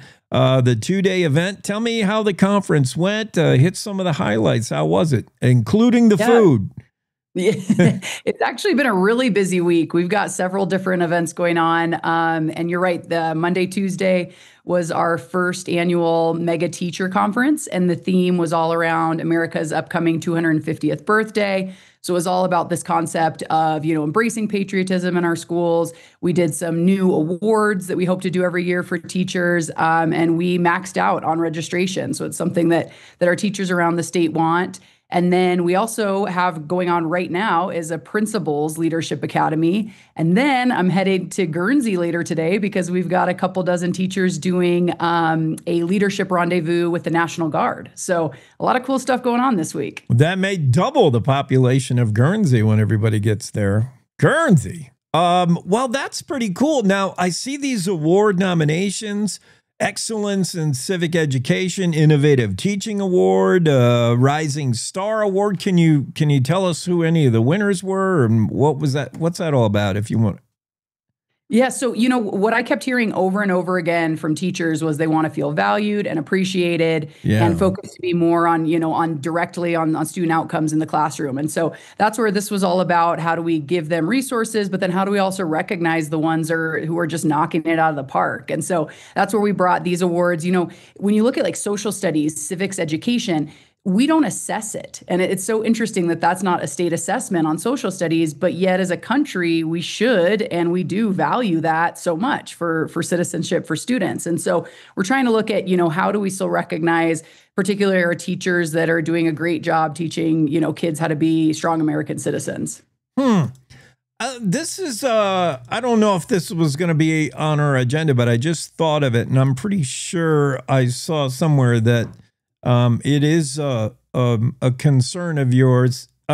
Teaching, there was a time where we put Native Americans who were in state before white Europeans, we put them in, white schools, and we told them you can't learn about your old customs anymore. There's a new way. Now, boy, we've come about face, and we're actually teaching some tribal stuff. Yeah, we've come a really long way. We started just, about a decade ago, Native American education standards. And so we've worked with the tribes around those. We're still, having a long way to go, though. Again, how do we ensure that those standards are being fulfilled with fidelity across the state? And so TeacherCon was really about that, too. We had some sessions that were all about, Native ed culture and teachings and and cultural sensitivity. And so that was really exciting. Had the traditional dancers there as well. And then next week, we actually have our annual Native American Education Conference. But what we found is that brings in folks from Fremont County. How do we now educate outside of Fremont County? How do we ensure that, our kids are learning about those Native cultures here in our state? Let's talk also, because every time we talk to you, I still want to hit this gap between education and industry. I see on the Facebooks you were hanging out, Wyoming Machinery Company Leadership Summit. What was that all about? And what is the continuing efforts of the Wyoming Department of Education to get kids prepared for whatever avenue they want, taking them K through 12 and then to wherever? Are you going on to college? Are you going on to a trade? What are we doing? Yeah, career tech ed, better preparing students for jobs has been a top priority for me. I'm not an educator. I come from the private sector, worked in oil and gas before, coming into this role. And so, part of the reason I ran for this is we got to connect more with our business and industry and be more responsive to what their needs are. And so we're trying to really create more of a pipeline, more communication between the education system and our local companies. We have a long way to go in creating kind of, what that can look like for workplace learning, where kids are getting out of the classroom, working with those companies. But we're trying to dig in and figure out what do they need, and then how do we respond to that in the education system. So a lot of work yet to do, but I think those lines of communication are finally opening up. We're talking to Superintendent of Public Instruction, Megan Degenfelder. Also on the Facebooks, we have to address this, Superintendent. The dogs. You were at Cheyenne Frontier Days. You and the fam. You try to never miss it. I saw you there, and the dogs all decked out. Oh my goodness. Look, Jake, nobody truly cares about a politician in a parade, but what they do care about are dogs in cowboy hats. Totally. So, I aim to please. They don't care about seeing me, but they do want to see those dogs in their cowboy hats. Oh my goodness. Brody Crest, shout out to Brody, hometown boy. Man, he can ride. Yep, that was pretty incredible to see him win on final Sunday. So, You mentioned your background, master's in economics. You have experience in the coal, oil, and gas industry, particularly how regulatory policies can hinder or help these industries. You're perfectly suited. You're uniquely qualified for the state boards, land and loan. Tell me what's been going on there lately. What's it like serving on there? You seem to me, of the five, to be the most informed on these kind of decisions because of your background. Yeah, I love that aspect of the job. We oversee 7.2 million acres of state land. And so, every month, just later this week on Thursday, we're going to be approving, everything from uranium leases to agriculture leases, special use permits, you name it. The five of us are really making those decisions about how we, gain revenue on state lands. And so between my ag background and then oil and gas and minerals, that's really been exciting work. So as I said, this week we've got a meeting as well. Not too many hot button topics on the agenda so far, so you never know what can happen. But that work is so important. And then on top of that, we also oversee all state buildings in the state-owned buildings, and then the state's over $30 billion investment portfolio. And so I think it's important for folks to know, how important that board is and all that we're doing in our work there. Yeah, and I mentioned this only because I want to make you 3D, not a one-dimensional with the education, although, you're knocking it out of the park in that front. So it leads to the next question, and you're not going to answer it, but give me an idea whether it's a hard no or I would think about it or whatever. We're talking about the next governor of Wyoming. You're qualified. Well, for me right now, my focus is really on how to improve educational outcomes and do my best on those boards. I really just want to serve Wyoming. That's how it's been for me. Wherever that makes sense for me is where I want to be. I love this state so much. It's done everything for me. That's the reason I left a high-paying private sector job to serve. And so, wherever that leads me, I'm ready to give it all for the state. And you say that over and over. I see that, like, you're all about Wyoming. It's given so much to you. You want to give it back. You serve both in your community. Yeah. I definitely see that. So this TeacherCon thing, the first one for 250th anniversary, are we doing this every year now? Is this a thing? That's the hope. And what's really great about this one is we actually will have had every penny paid for through sponsorships and registration. So not costing extra to the state. So we're hoping we can continue this on. But I like it because we're kind of doing two things. We're fulfilling the promises of giving back to teachers, helping equip them, but then also this issue of patriotism in the classroom and instilling civics education. That's, what it's really all about. And I'm passionate about that because, after living for a couple of years in a communist country, you come back and you recognize how incredible we have it, how we live in the greatest country on earth. And so we're doing everything we can to try to bolster that. And so it's pretty exciting. And we've only just started. We built the civics education portal, and now we're looking at how we can designate schools as like patriotism schools. And so we're working on what that could look like around the state and how we, really bolster civics education in our schools. Recognizing and rewarding teachers both financially or just knowing that, they're doing a great job. Empowering parents of kids. If the parents aren't involved, it's a tough effort. It's a harder uphill climb. So I'm glad that's important to you as well in education. Mom and dad, you got to be involved in your kid as well. You're part of it. Absolutely. Thanks, Superintendent. Thank you so much for being on. Let's do this regular. Thank you. All right. Cowboy State Daily show with Jake. That's Superintendent of Public Instruction Megan Degenfelder, fresh off TeacherCon, a 2-day inaugural event. Conference highlights over 40 professional development workshops. Everybody across the state just got together and talked about how they can make education better and better and better. Just sharing that. There was also several awards given out for teachers, and yeah, I like that. Where are we? We're going to move on to our next topic. I think maybe we'll do this day in history. Yeah, we'll get it in an hour early. I'll think about it. We'll take a quick break, figure out where we're going next after this. Wyoming is the cowboy state. From corner to corner, there are so many stories to be told, and more cowboys and cowgirls are turning to the Cowboy State Daily News team to keep them in touch with what's happening both locally and in other parts of Wyoming.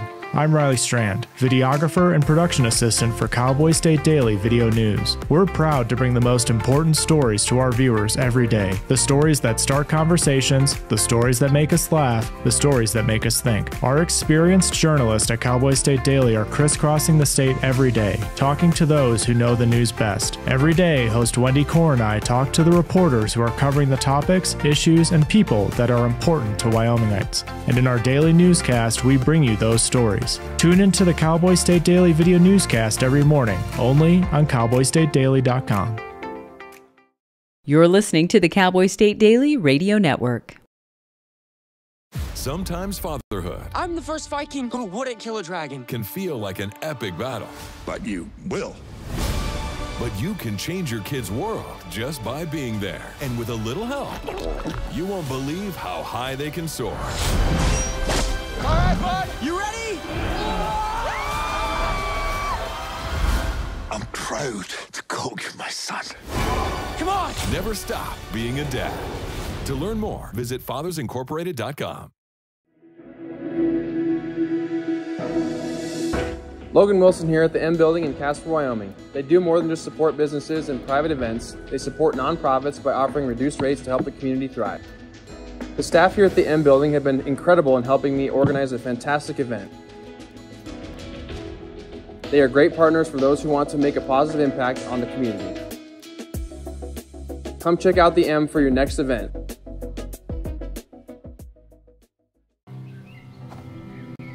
For decades, I've taught you everything I know.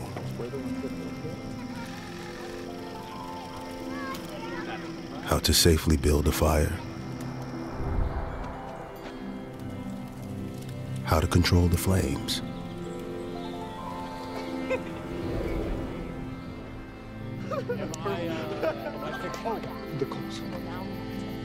What to do with hot coals. How to secure your chains.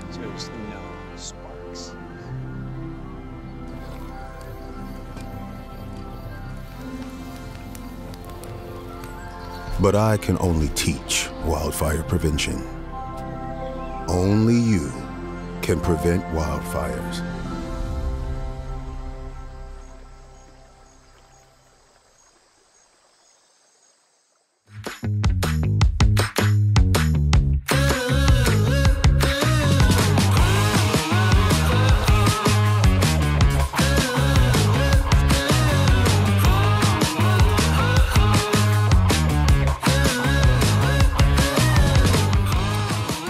Cowboy State Daily Show with Jake. As pointed out by Edward, yes, Minnesota is in Central Time, not Eastern. We were talking about why the mix-up initially reported by the Bighorn Sheriff's Office that Grant Gardner had summited Cloud Peak at 9 p.m.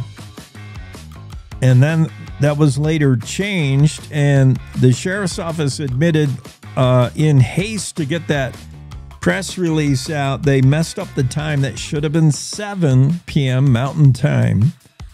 And then I heard the reason for the mistake was the time difference from when the wife received the text. But as Edward points out, Minnesota's in Central Time. That would be only 1 hour ahead of us. So maybe that's not the reason for the mix-up. All we know is we do have a mix-up. The initial time reported at 9 is not correct. 7 o'clock is when Grant Gardner got to the summit of Cloud Peak, supposedly. And whether that was because of time difference or not, I don't know.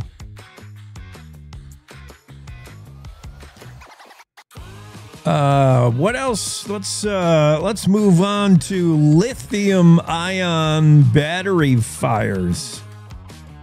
Lithium-ion batteries can burst into flame for, I don't know, no reason.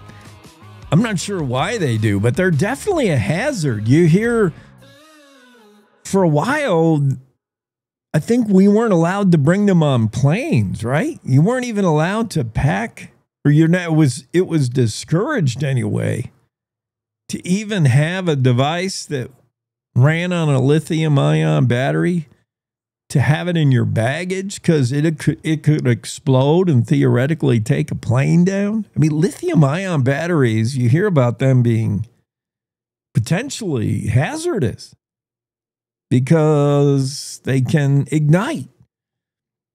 I'm not sure why. A rash of garbage fires this year outside of Rock Springs and the landfill has the manager concerned. It's lithium-ion batteries that are to blame. There have been 6 fires of the Rock Springs landfill in the past year. If that seems like a lot, it is. Dan Chetterbach, general manager of the landfill, said that's a lot. And he said all of the 6 fires in the past year can be attributed to lithium-ion batteries bursting into flames, he said.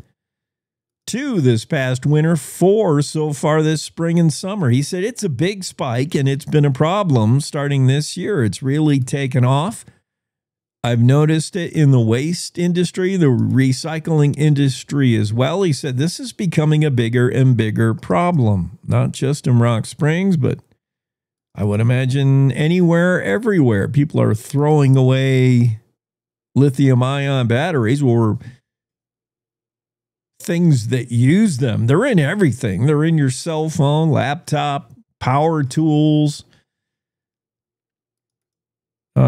Yeah, and it's becoming more and more an issue.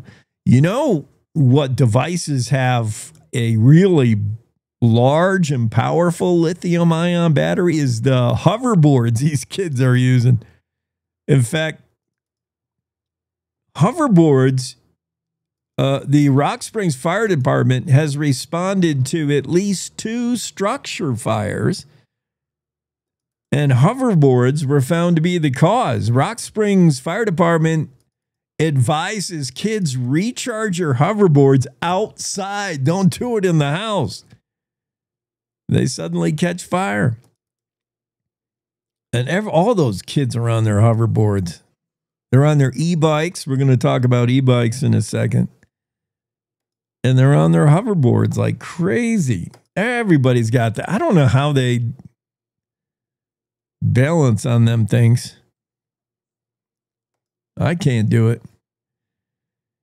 But they're all rocking the hoverboards and yeah, just recharging them during the recharging process. Here's what you got to be careful of, obviously, is using cheap stuff. Maybe you're using an off-brand power source, your power cord. That's not good. The fire chief, Rock Springs Fire Chief Jim Wamsley, talked about the increase in fires and advice like watch out for aftermarket or off-brand cords especially. But yeah, lithium-ion batteries are the new scourge of the nation. They can just blow up.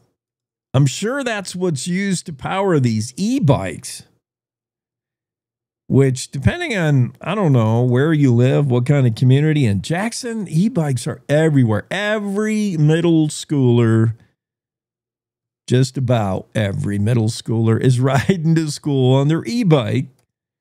I'll show you one of the photos taken by Friends of Pathway. Brian Schilling chimed in on this story written by David Madison. Jackson Hole Middle School. On any given day, this is Jackson Hole Middle School during school, just littered outside with dozens and dozens of e-bikes. And they kind of are a two-edged sword. On the advantage of e-bikes, many parents will point out, including Eldon Wood, who is interviewed in this story. Eldon, she says, you know, the e-bikes are great because they give your kid a little autonomy. The kids can get to things and I don't have to cart them around. You know, parents are like, I don't have to drive them over to this after school function or drive them to soccer practice, whatever. Like with these e-bikes, these kids can get to where they need to go pretty easily. Not that they couldn't with a pedal bike. I mean, it just takes a lot more work with your pedal bike. But these e-bikes, they go fast. She likes, and many parents like, the autonomy. She said, I think it's great. The kids are getting out there and are able to, you know, get to stuff on their own when they're of an age where, you know, they're starting to be old enough to be able to do things themselves. 12, 13, 14 years old on the e-bikes. But she acknowledges, I do see conflict. And I see people yelling at each other on e-bikes, and I see kids who are, you know, not quite following rules and etiquette.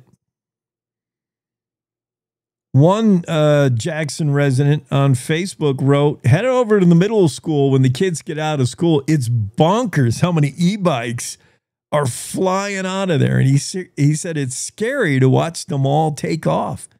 Yeah, I've been over in that area.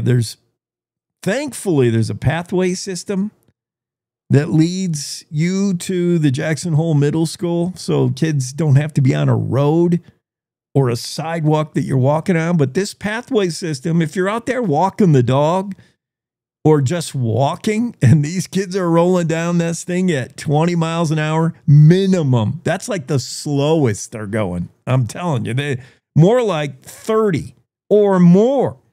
And Brian Schilling talked about, the different classes of e-bikes, class 1, class 2, class 3, all basically how fast they can go, how much power they have. Schilling said type 1 is pedal assist up to 20 miles an hour. Type 2 is throttle assist, 20 miles an hour. Type 3 is pedal assist up to 28 miles an hour. So, yeah, that sounds like what I've been seeing. Most of these bikes going like 20 to 30 miles an hour. But Schilling did note some people, jimmy around with these things and modify them so they can go faster. Or B, he said there are some that have no pedals at all. And he said these are illegal on the pathways, but you're starting to see more and more of them. He said there's a whole category of e-bikes we're seeing out there that are not in any way legal on the pathway system. They don't have any operable pedals, and some of them are throttled off the shelf to be able to go 55 miles an hour. Schilling admits that is an absolutely horrible thing to have on the pathway. That is a terrifying notion that these 12-year-olds will be capable of achieving speeds of 40 and 50 miles an hour. But that's been my observation, is some of these things are not bikes anymore. Not bikes like you and I knew them. And again, I'm going to sound like the get off my lawn boomer OG, but some of these things are not bikes. They literally have no pedals. And even when these bikes have pedal, there ain't no kid pedaling them. They're all throttling them. But a lot of them, yeah, I've seen them with no pedals that just have, like, you just put your feet on the pedal never moves, and it's all throttle. And your average 11-year-old is not quite ready for the kind of speeds these things do. And it's not just them alone. The 11-year-old's got a friend on the back, maybe 2 friends. I've seen 3 of them on a bike doing 30 miles an hour. Oh, man, I can't believe there's not more. I do sound like an old guy. I do sound like the old angry guy shaking my, you kids on your bikes. They go fast, man. Oh, I hope they're good at it. Andrew Rossi, where is he? Is my Zoom room open? It is.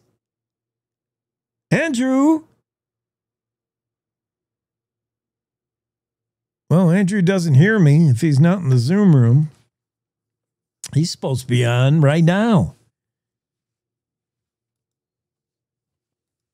And I wouldn't have to talk about kids speeding on their e-bikes. But I don't know where you are. I mean, in downtown KC, I'm sure kids are on their horses, not their e-bikes. But in Jackson, oh my goodness, almost every kid has an e-bike. What's the percentages? Actually, David Madison's story does go into some numbers, and I think 75% of the households with a kid have an e-bike, something like that. Where is it? Oh, yeah. Comprehensive 2025 study conducted by Friends of Pathways in Jackson, where there are a lot, and thankfully there's lots of extensive pathways in the Jackson area. You can commute to work. You can go pretty far just riding pathways. So I'm glad we have those. They're really beneficial. But this 2025 study found nearly 1,300 residents were surveyed. 54% of the responding households said they had an e-bike user, with 75% of e-bike users using their bikes daily or weekly when the paths are snow-free. So a little more than half the households have an e-bike, which I think that number is even a little bit low. Every other household in Jackson has an e-bike. I think that's about right, if not a little bit low. E-bikes are the next thing And in the story that David Madison does, he kind of approaches the notion that are they too much? In fact, he even says it's like a Mad Max situation. You know the movie Mad Max, only everybody's on a bike. Out of 3,000 cities ranked, Jackson places 19 in the United States for quality of its bike network, according to a group called People for Bikes. Yeah, a really extensive pathway system. It's great.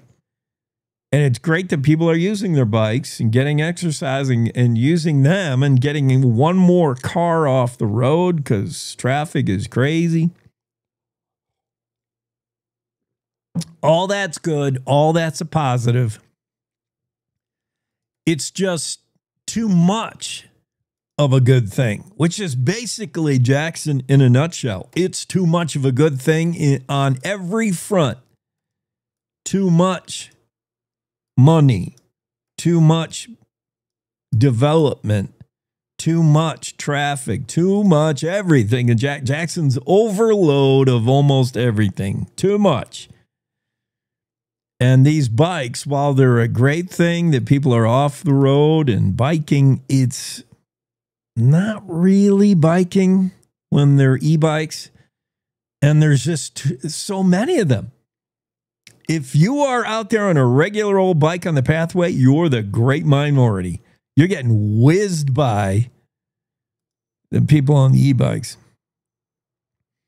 But I do acknowledge that they're a good thing. It's good to get out there, the kids on their bikes.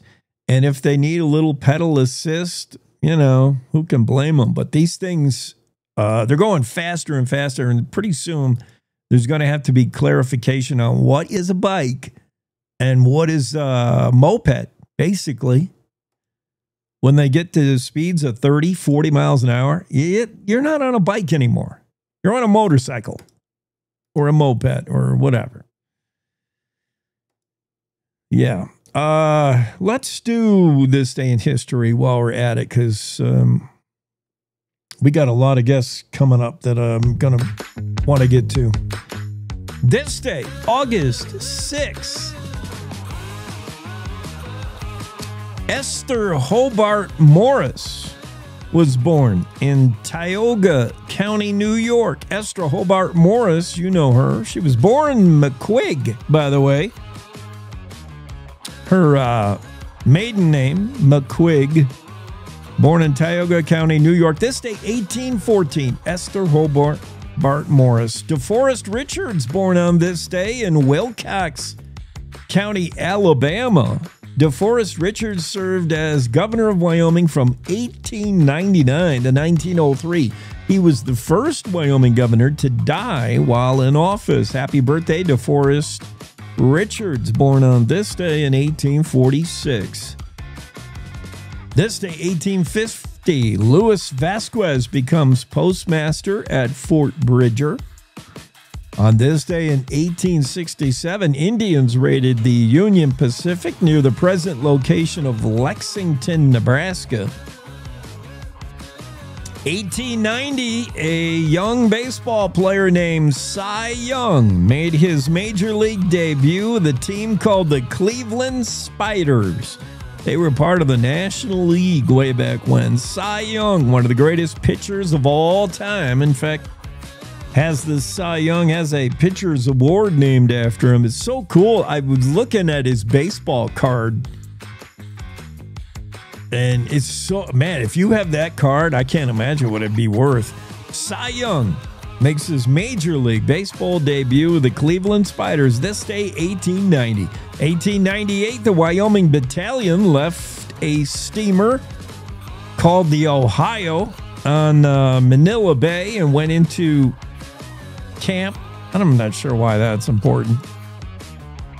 I'm erasing that one from history. Crystal Lake Dam was completed on this day in 1910. This day, 1945, United States dropped the atomic bomb on Hiroshima, Japan, the first use of such a weapon, and of course, one of only two such uses. United States, this is the day The U.S.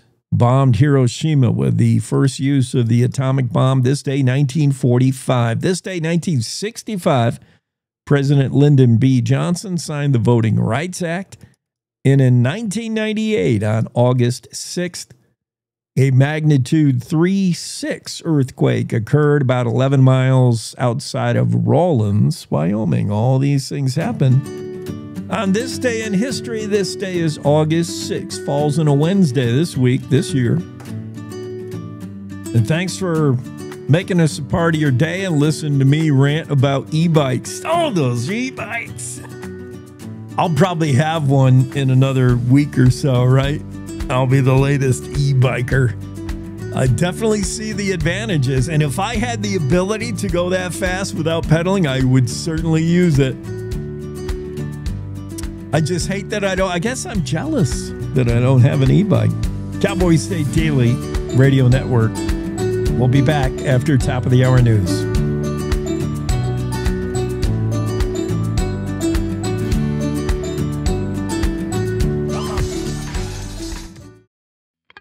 It's time to take a look at what's happening around Wyoming. From the Cowboy State Daily Newsroom, I'm Wendy Core. If anyone could survive a week alone in the rugged Cloud Peak wilderness of Wyoming's Bighorn Mountains, it's Grant Gardner. That's what his family believes and what his wife Lauren told Cowboy State Daily's Greg Johnson. Lauren is holding on to hope that her 38-year-old husband is still alive after his solo ascent of Cloud Peak on July 29th. Naturally, she still feels pretty shocked. She said everything felt surreal to her, but she said what gives her hope is that her husband is an outdoorsman. That's where he lives. He's out there all the time. He has a lot of skill. He has a lot of equipment, that he's very meticulous in how he prepares. He maps everything out. So she feels confident that when he went out, he was properly geared up and everything like that. So she said if anybody can survive out there for a week, he can. That he's an experienced hiker is one reason why Bighorn County Sheriff Ken Blackburn said the effort very much remains a search and rescue operation, not search and recovery. A federal judge on Tuesday issued a ruling ordering the U.S. Fish and Wildlife Service to reconsider wolf policy in Wyoming and other states, which could open the door to wolves being relisted as an endangered species. Judge Donald Malloy ruled that the Fish and Wildlife Service broke the law last year when it denied a petition from a coalition of environmental and animal welfare groups calling for wolves to be relisted as an endangered species. That's according to Cowboy State Daily's Mark Hines. This doesn't mean wolves are going to be delisted right away. What it means is the judge saw value in the plaintiff's complaint and is ordering the Fish and Wildlife Service to go back to the drawing board and come back to the court with a better reason why wolves should remain off the endangered species list. In Wyoming, Montana, and Idaho, wolves were removed from federal protection in 2011, and management was handed over to the states. It is legal to hunt and trap wolves in all 3 states. The brother of a concessionaire employee who was shot to death while firing on Yellowstone National Park rangers in July 2024 has no claim to the deceased shooter's car, which the government wants to keep. That was the ruling Friday of U.S. Magistrate Judge Scott Klosterman in the legal action by which the U.S. Attorney's Office of Wyoming seeks to seize the gunman's 2021 Nissan Rogue. Cowboy State Daily's Claire McFarland reports that the government claims the car was an integral part of an attempted mass shooting scheme. Across Wyoming courts, we have this mechanism called asset forfeiture, where the government actually accuses an object of a crime. They actually say, this object is guilty. We're challenging it as being a component in a crime. The courts have generally upheld asset forfeiture, even though it sounds unusual to the layman. But if the government can prove that this object was involved in the furtherance of a crime, and there's no legitimate claims that overcome that, then the government gets to keep your stuff. Noah Fussner had laid no claim to his brother's guns, magazines, and ammunition that were inside the vehicle. I'll be back with more news right after this. The Wyoming State Fairgrounds is celebrating its 120th year, August 12th through the 16th, in Douglas. Round up your crew for an exciting week of rodeo thrills, tasty treats, carnival rides, live music, and 5 nights of unforgettable grandstand events. For tickets and information, visit wystatefair.com. This ad was paid for by Converse County Tourism. Well, Wyoming is not an easy state for allergy sufferers, and there's a reason for that. That reason is sagebrush, and it's a huge contributor to the state's overall pollen counts. According to data from pollen.com, Wyoming ranks 6th in the nation for average pollen counts. And Cowboy State Daily's Renee Jean reports that the state's hay fever capital is Evanston, which clocks in with an average pollen concentration index of 6.65 on a scale of 1 to 10. On average, Evanston is the hay fever capital of the Cowboy State, and the reason is sagebrush. Now, sagebrush grows all over Wyoming, of course. It has really lightweight pollen that travels a long distance in the wind, which Wyoming has plenty of. And so you have these plants, which are all over Wyoming, just pumping out pollen and traveling on the wind everywhere. But moving away from the Cowboy State isn't necessarily the answer. Pollens aren't the only things people can be allergic to, and moving can expose them to a whole new slate of problematic things like dust, mold, and animals that can make one's allergy bucket overflow. And that's today's news. Get your free digital subscription to Wyoming's only statewide newspaper by clicking on the daily newsletter button at cowboystatedaily.com.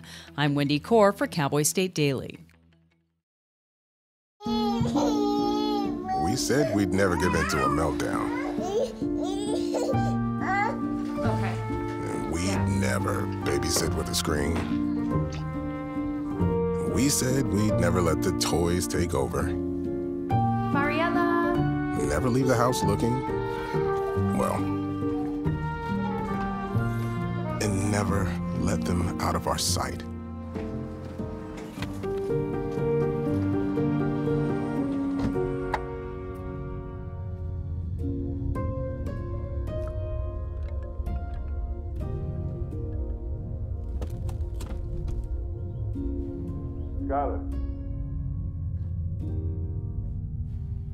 Skylar, come here. Cars get hot fast, and kids can be at risk. Before you leave the car, always stop, look, lock.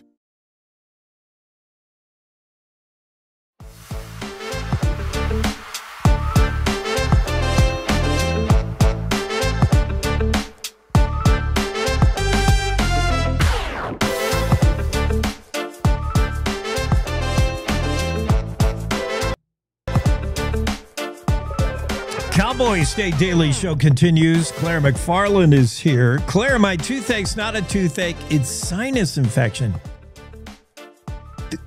Makes my teeth... I can't hear you for some reason. You're not muted, though. Shake your computer. Is there that you better? go. Yep, got you. You can hear me? Yeah. Okay. My sinus infection brought on by probably seasonal allergies, of which I'm not the only sufferer. All of us in Wyoming apparently have allergies. It's the dang sage. Not you. You don't know how fortunate you are. Oh, yeah. Good for you. I know. I watch Firstborn struggle with that during the cotton storm every year. And I'm just like, oh, sucks to be you. I'm so sorry. Sniffling and You know what, though? When I have a sinus infection, I eat lots and lots of raw garlic and it goes away. Is that right? Oh, yeah. I could do that. I treat everything with garlic, so. Yeah. You and the Italian population keeps vampires away. Okay. I love garlic, especially on pizza. I don't know. How's your bladder? Is your bladder good? Your kidney stone situation? Oh, I had to have him go get it. Like, do you have it in a little jar? No, they didn't give it to me, but yeah, like a necklace thing. No, a little keepsake. This thing. No, this shard. I can only imagine it had jagged edges everywhere. Oh, it was horrible. 3 months of that. No, I had it taken out. Hopefully I'd never get one again. Yikes. I'm sorry. But now I'm fully going, except for my toothache sinus infection. But, compared to a kidney stone, that's nothing. Well, I myself have a problem. What's wrong? I just finished Conflict of Visions by Thomas Sowell. Brilliant. Highly recommend. Explains a lot of like why people on this political side and this political side galvanize across different issues. Like, why do Republicans, feel this way about war and this way about taxes, And so it's interesting. But now I'm just aching for some wonderful and well-written fiction. And so do you have a recommendation? Yeah, did I already ask you if you read Demon? I have read A Tree Grows in Brooklyn. What? Demon Copperhead. No, what's that? Here, I'll send it to you. Okay. You know Barbara Kingsolver. Yeah, you do. She's like the chick flick of literature. Not that you're heady. You're a heady reader. I'm not chick flicky at all. Well, I'm more Aldous Huxley, Vladimir Nabokov. No, I guarantee you will like this. I'm going to send it to you because I just finished it. And usually I throw away books. I'm so stupid. I don't know what to do. You throw away books? Gross. Or I bring them to the thing. But my people don't want them in Jackson. They don't want your clothes because we're so bougie in Jackson. They have like 1 hour a week when you can turn in stuff you don't want. But no one wants your junk in Jackson. What? No, there's a glory about used books, the scent and the underlining and the old inscriptions. And it's like, were they brother, sister? Were they lovers? Like, what? Why are you writing this tender inscription? And why in September? Why not for Christmas? Like what, and the dog ears. Oh my gosh. I don't even like new books. I'm all about like that dirt and soul. Yeah. This one's dog ear, but I didn't write anything, and maybe I'll write you a little note, but you will love this. I don't know how fast. How fast. There's a stain on page 3 that reminds me of you. It might be like a little blood on it, a little mosquitoes. I don't know, but you'll love this. This is a really good, and it feels like all of a sudden now that I think about it, it's you. You will like this. Thank you. But it'll take a little while to get to Riverton. Yeah, I'll send this to you. You got to give me your address. Okay, but not on the air, probably. Yeah, no, not. Even though also, I'm not hard to find. I want your address, and I want the address of this Warland guy who shot his dog like 6 times. Oh, this guy. I find very little love for this man. Did he get he was sentenced? He was convicted.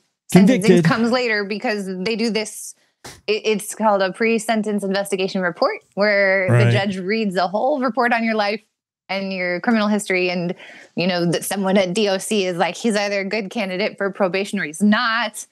He has remorse or he hasn't. And then the judge takes that into account, which is, it's kind of cool, to be honest. Like, I think it probably helps judges sleep at night. Like, okay, I put him away, but I knew a crap ton about him before I did. Yeah. Or I let him go on probation, but I knew a crap ton about him before I did. And border collies. That's a legal term, by the way, crap ton. Crap ton. You'll find that in all your finest. Whenever you go to a law office and he's got all those books behind him, somewhere in there is crap ton. Yeah, probably officially. Neil Gorsuch dropped that one at some point. This guy, Dudley Do-Wrong, 59-year-old of Warland, I think this is, in my opinion, how self-centered he thinks. He shot the dog to put him out of my misery. What's his quote? Like, if you shoot your dog, you're supposed to put him out of their misery, aren't you? But yeah, it's all him. It's all him. And the dog allegedly ate his heart medication.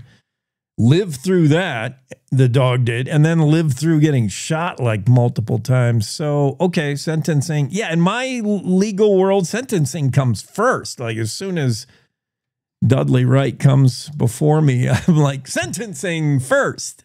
But on Monday, I covered an acquittal. I had stabbing? Joe Gish. Yeah, and I interviewed him. Yeah. Because that was somebody. It was a strange household situation. It was an ex.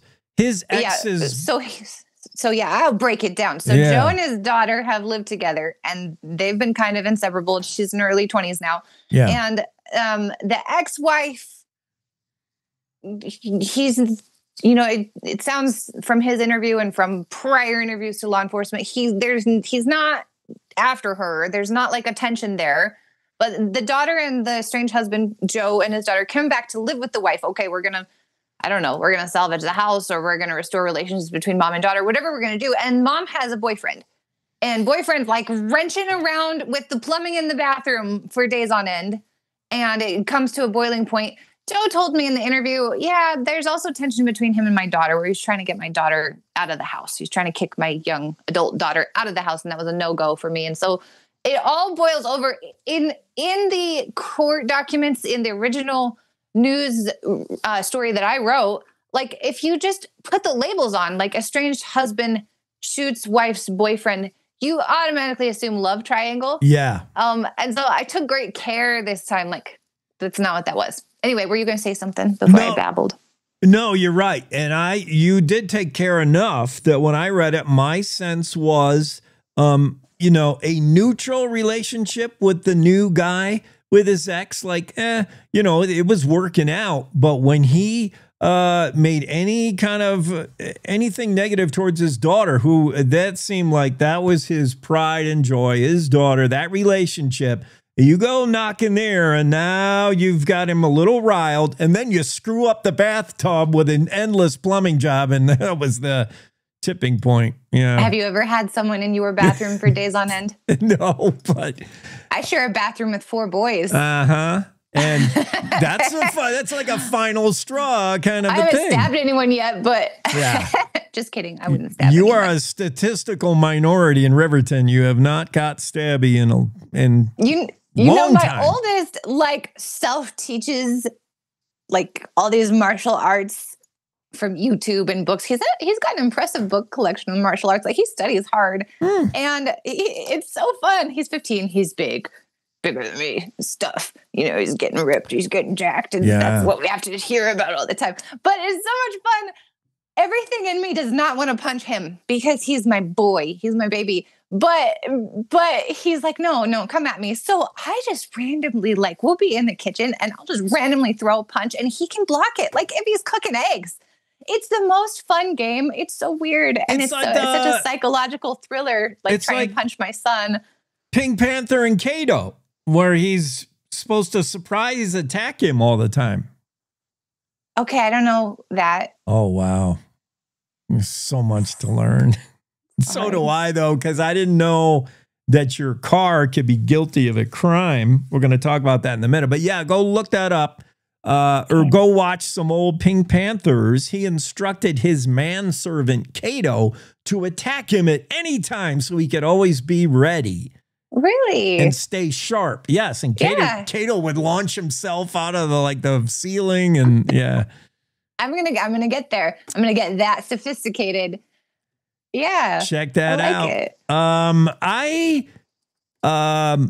You know, we hear about property being seized all the time, property that was used in doing a crime. This, to me, seems to be a little bit of a stretch, that the shooter in Yellowstone his car is being seized by the government. I don't mind it because I think it shouldn't go to it shouldn't benefit anyone, this car, the sale of this car or whatever, but the getaway car, boy, that seems a stretch.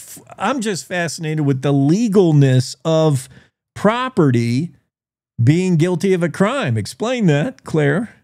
Yeah, it goes back to the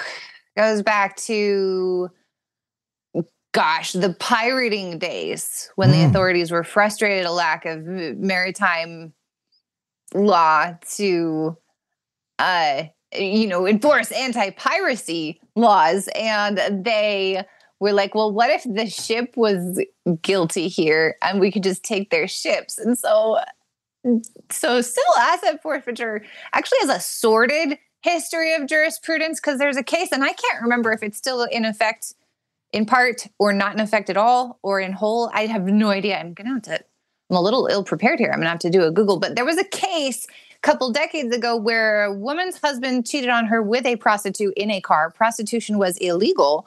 And so the government seized the car and got away with it. And it's like this woman has lost her car now. And that case held for years and might still be in effect. I have to look it up.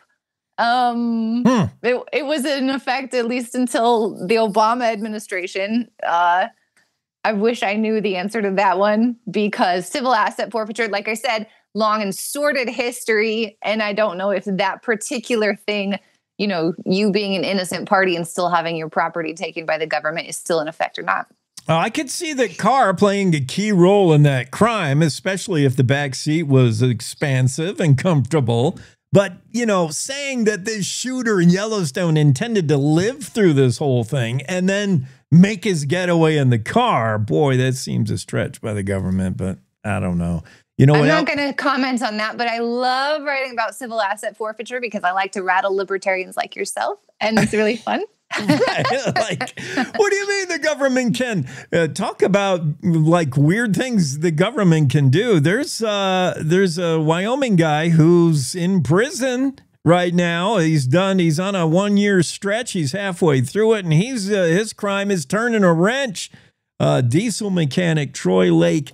To what extent and he's been guilty of modifying or jimmying diesels, and he made a workaround. Deletes, yeah, he made a workaround towards emissions on diesel engines. Troy Lake, we've had him, we've had his wife on the show, so hopefully people are up to speed on what the situation is. But the EPA, this is a different EPA that locked him up. To what extent can the changes of that agency get him out? To what extent could maybe if Congresswoman Harriet Hageman hears about this and she does not like government overreach, what if she made a phone call to Trump? To what extent can we get this reversed and get him out of prison? I mean, I think Troy's pushing for some like early release to home confinement. But what the family really wants is to shoot for the pardon. Clear his record, yeah. I mean, 65, not going to be doing a ton of grand hunting trips probably, but gun rights and voting rights are still valuable. And yeah, he's weary of being in prison. He's not enjoying it at all. You know, Jake, this story I want to talk about because so I was for 3 weeks, like pulling together bits and pieces of this story while putting out my usual daily content, right? And so it was just like this labor of love. And at one point, I was late for the family chicken gizzard fry. My mama and my aunt were doing my aunt had slaughtered 100 chickens. It brought all the gizzards, and my mama was going to put them in the pressure cooker with some coconut oil. And I was late. And they were like, why'd you have to reschedule? Why are you late? And I was like, look, I'm carrying on this extra story, longer story, and I'm not sure what to make of it. And so I told my dad, who was a trucker when I was little and, you know, lifelong mechanic and brilliant mechanic, in my opinion, owns a motorcycle shop now. But my dad was like, he's in prison for that. And my dad really, like, he put the fire in me to...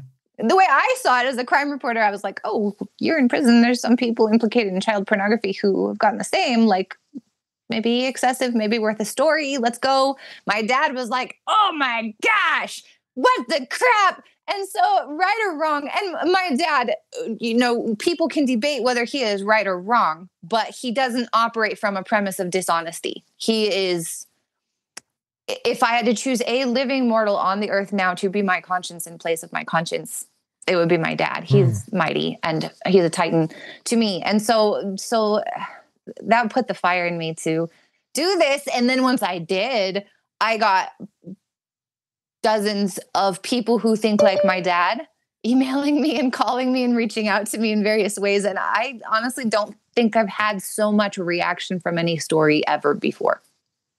Yeah, and the reaction from, I would assume, mainly from people's shock and anger that you can be imprisoned for making a vehicle run correctly or run right. But doing it by getting around EPA mandates to have diesels just break down because they're eating their own smoke. To what point do we want to save the environment? There's a lot in it, a lot to this story. And yeah. Yeah. I mean, the early ones, just eating their own smoke. And then as we go on, we have a filter that's catching particulates from the exhaust and superheating and twice baking them, right? So you've got an oven. Your combustion engine is already an oven, so you're worried about heat. You're hauling up Elk Mountain, doing your trucker life. And now all of a sudden another oven flicks on because it's going to twice bake. So we don't, the particulates still end up in the environment, whether chemically converted or chemically converted via being twice baked. And so you cannot cheat a combustion of its exhaust.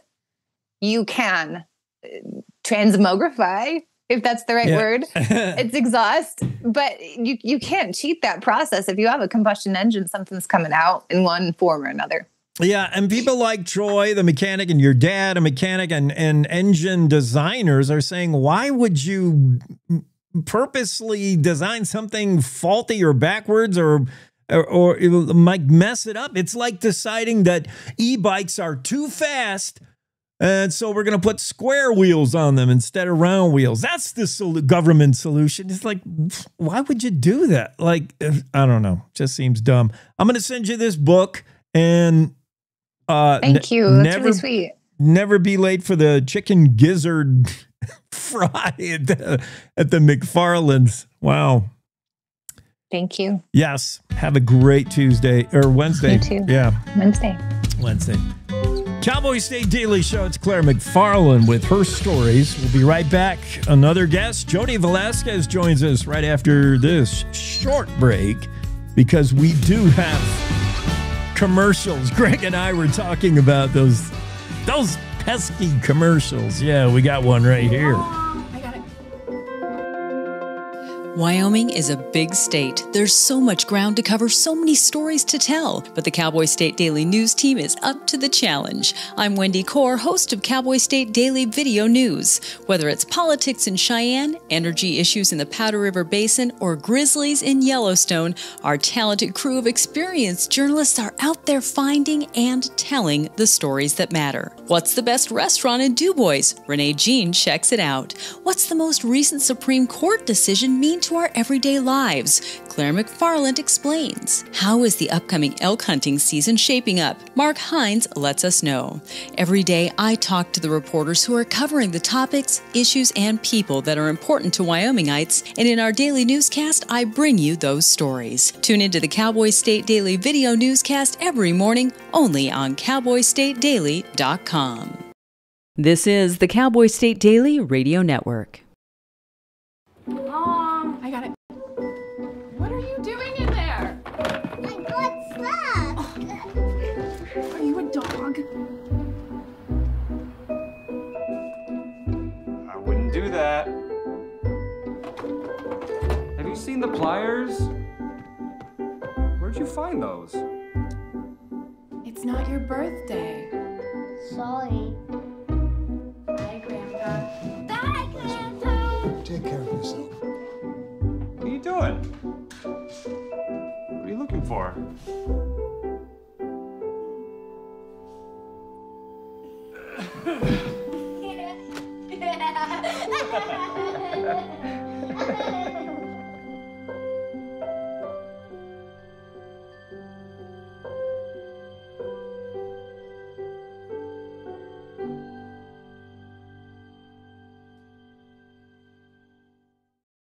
I don't think many kids in my son's school even do it. He makes fun of his friend who vapes. He would never try it.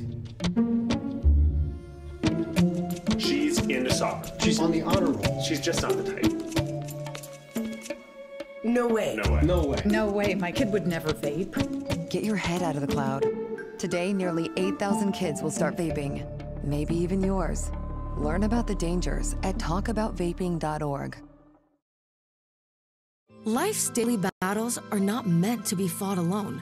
We're not powerless, so long as we don't lose sight of what's important. Don't be afraid to seize that moment to talk to your friends. Cloud, you okay? Because checking in on a friend can create a safe space. The first step on our new journey. You coming? Reach out to a friend about their mental health.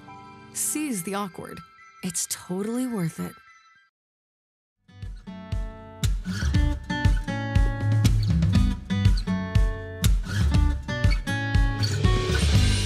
Cowboy State Daily Show with Jake continues here on a Wednesday. We welcome into the conversation Jody Velasquez on a return visit. Jody, good to see you again. Hi, thanks for having me again. You bet. We had to have you back on because, quite frankly, I have an enormous ego and I'm super jealous. You've been hanging out with Al Levine, the talking machine. Oh no, what a tiny world this is. So I want, and by the way, thanks for you put us, we're both trying to, I'm trying to take advantage that we have a high profile guest like Jody Velasquez, author and TV personality. And you also reciprocated, you put our show on all your socials. And I got to say, as far as promoting and marketing your socials, you're everywhere. Really? Yeah. I try. You have great presence. Last we talked to you, we talked about really two of your books, but I do want to talk a lot about Know the Enemy. And by the way, congrats on award-winning book now. I just saw you. I have the photo. Maybe I can share it. There's the book. International Impact Book Award winner for 2025. And I do have a photo of you accepting the award. I'll see if I can pop it up here in a minute. The award is like a murder weapon. It's so heavy. It's Whoa. That's it. That's an impact. 15 pounds. Holy cow. Yeah. So here's, for those of you who did not see our first interview with Jody, it was back early June. You were kind of forced into learning how to eat right. All of us should have to learn that because, as you pointed out, since really the 1980s, things have gone downhill. We can thank fast food joints for that and a lot of things. But you were forced immediately. Your daughter, and by the way, your daughters are gorgeous. Thank you. The daughter, they get it from mom. Thank you. 19 months. This is toddler and diagnosed with diabetes. So your life changes. Her life certainly changes. And suddenly what you eat, we all know what we eat affects us. But what your daughter eats, like life affecting. So, I mean, you were forced into some super changes. How fast did you get up to speed and what did you learn? That's the reason we have the book. I think if you yourself get diagnosed with diabetes, and a lot of people don't know, but when you do, in order to get your medication, whether it's insulin or pills, you have to go see the doctor every 3 months, and they have a test called an A1C that tells you the average of how well you did or you didn't do over the past 3 months. And I think if, had I personally gotten diabetes, I might be able to go tell the doctor, hey, look, I'm sorry. I didn't do that well this month. I had to eat the things that I know I shouldn't eat and I just did it. But when it's your kid and they're under 18, you're worrying like, what if I don't do well? What are they going to do? Or, you're just nervous and you're worried. So you want to do a good job. So I really dove into it. Daily analysis, monitoring, writing down what she ate, writing down the insulin or the glucose numbers, and really looking at it and analyzing it. And that's how I got such a fantastic education from helping her. And this point, did you have to do the pin pricks? Yeah. I had a diaper bag with all the diabetes supplies in it. Oh. But the positive thing out of it was we learned so much. To this day, she's very, she's thin. She takes care of herself. Both of my daughters do. And, I just I wanted her to have because she was so young, she wasn't learning with me. So I wanted to write it in a book, everything I learned about how to keep yourself in check, keep your numbers good, and So I wrote it all down in a book, and that's what happened. Well, and you could also use it as a tool in case she ever gets bratty. You can say, look at all the things I did for you when you were too young to understand. But this book, it's not just for, diabetes, diabetics. I mean, all of us, we all recognize that you are what you eat. For diabetics, erratic blood sugar levels are the result of you getting off track. For the rest of us, it's peaks and valleys in our energy level. Why do you suddenly have a burst of energy? Why do you suddenly oh, today I'm just dragging? It's probably what you're eating. Probably. And the basic diet is so important, and we've veered so far away from that. It's breakfast, lunch, and dinner, and that's how I helped her. And basically, I helped her by eating and having the lifestyle of the way we ate when I was a kid. So 50 years ago, we stuck to breakfast, lunch, and dinner a little bit better than we do now. Food's available everywhere, where it's just a continuous eating. We're constantly grabbing stuff. And if you can stick with that breakfast, lunch, and dinner, it's really helpful. I myself do it because I want to keep my weight in check. So the book is not just for people with diabetes, like you said. Anybody that wants to change, it's really about the way you eat and how active you are. Being active is so important. We learned that from the very beginning. When her activity level was down, her numbers went up. And when her activity was up, her numbers went down. So being active and I don't mean you have to go to the gym and exercise, just walking, laying down after dinner is absolutely the worst. Oh, yeah. Yeah, that's tough. Yeah. So. The book, Jody Velasquez is with us. The book, Know the Enemy, Preventing Weight Gain, Diabetes, and Disease, is like half memoir, half self-help. It's your journey with a toddler. Is that unusual for a kid who's not even 2 years old to be diagnosed diabetes? Right. It is a little bit unusual. It's the rarity. So I remember with the doctors, them telling us to give her a certain amount of insulin, and it was like way too much because she was a toddler, and I was measuring like half or a quarter of a unit, and they couldn't believe it, but toddlers are active, they're running around. And I just don't think they had a lot of statistics and information on, basically babies, toddlers that had diabetes. For the rest of us, your diet is not that life-threatening, although eventually, maybe it's all time, and maybe eventually it will be. This book probably wouldn't be needed as much back in 1975. Explain what has changed. Beginning with the fact that, we go out to eat. We eat on the run more and more on the way to and from something. And we eat fast. We don't have the time to sit down and get a well-rounded meal at a restaurant. Now we're the drive-through at McDonald's. That's what we're doing. And you know what? I'm not saying don't do that. My book is very compassionate, but I am preaching about smart ordering. We are pressured into wanting to order, or thinking that we have to go fast, and we order the meals.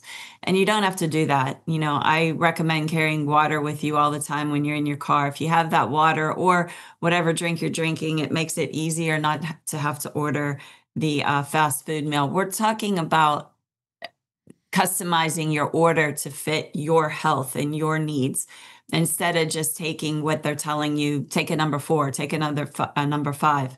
You're going to customize it and make it a little bit healthier. I was talking to my daughters about it last night, and they are big on ordering salads and a side order of French fries, but they won't get that burger with the fries and the soda. That's too many things that are harsh on your body. So they order a salad and they order a side of fries. If you're a French fry nut and you like French fries, that's a great way to do it without having the extra carbs. So my book talks a lot about that. Since the 50 years ago, we had portion increase, drink size increase, massive drink size increase, sugar increase. All the coffees now have sugar in them. We used to drink coffee black. The sedentary lifestyle is killing us. Plus, we have so many more fast food places. I think it was in the 1970s, McDonald's only had like 1,000 locations, which if you spread it out over the United States, you probably wouldn't have had one close to you, which is hard to believe. We all have them so close.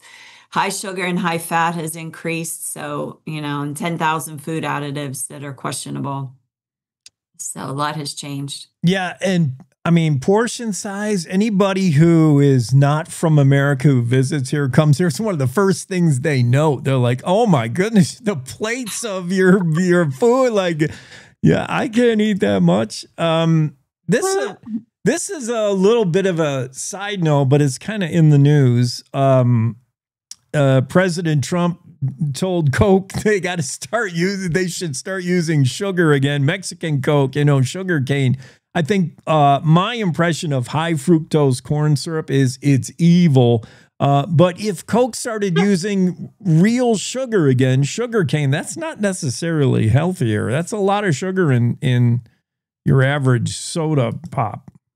Right. I think natural sugars are great. Like if you can get your sugar fix from fruits, that's like a really great way to do it. If you can eat fruit instead of that cupcake, but I know a lot of people, again, it's convenience. You just want to grab the quick things that you see at the store and eat them.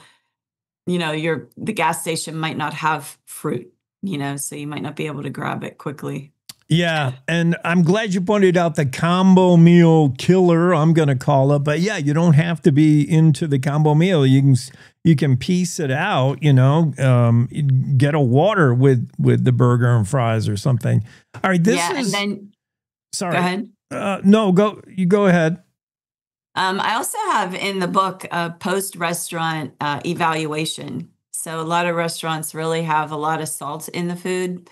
And I know myself, back 50 years ago, we didn't have as much salt in our food because we weren't eating as much fast food. So the post restaurant evaluation kind of says, did you feel anxious or hyper after you ate the meal? Did you wake up feeling, super thirsty, or were you thirsty like you kept drinking after you ate that meal? Just to let people know that, it is higher salts in some of those fast food restaurant meals. Yeah.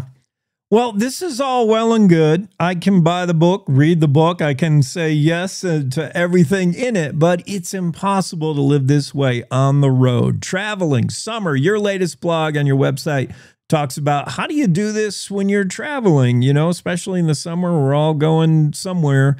Can you weave and maintain any of your suggestions that might be in the book when we're traveling? Yeah, one example is we go skiing like 3 hours away from our house a lot in the winter, and it's just ingrained in you now to just jump in the car, throw all the bags in, and then when you get there, eat fast food. Or, stop. Like it's a 3-hour road trip. You should be able to make it 3 hours. But then, if you didn't eat breakfast, you're starving. So you're just going to stop. It just takes a little bit more effort to pack lunches, throw them in a cooler, and if somebody's hungry, halfway through that 3-hour road trip, they can just grab a sandwich. Or when you get there and you're taking all your bags into your hotel room, you just grab a sandwich. You don't have to waste the time or the money.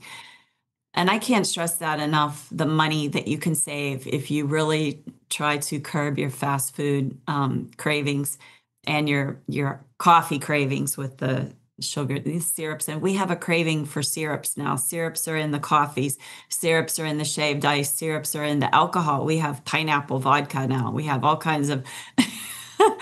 And the syrups are, that we actually, when we ran out of orange juice when my daughter was little, we used the syrups in milk to raise her blood sugar if she was low at night. Wow, that's how much there is in just milk? Well, it was in the syrup. So we would take like chocolate syrup or strawberry syrup and put it in the milk and give it to her instead of orange juice, and boom, her blood sugar would go right up. So when you see the people in the coffee shop saying, give me 4 extra pumps, no, don't do that. Yeah, or just something as simple as like packing along water on your trip. Water good for you. Water make you feel fuller when you think you're hungry. Maybe you're just thirsty. Exactly. I mean, yeah. I read once where you're actually a little dehydrated when you feel hungry sometimes, and if you have water, it can help. But in that article, and thank you for bringing that up, I put a lot of time and effort into that. I want to start blogging more and putting these tips out there so people know what's in the book. But keeping snacks, buying those snacks to throw in your suitcase to have in your hotel so you don't get wild lion hungry.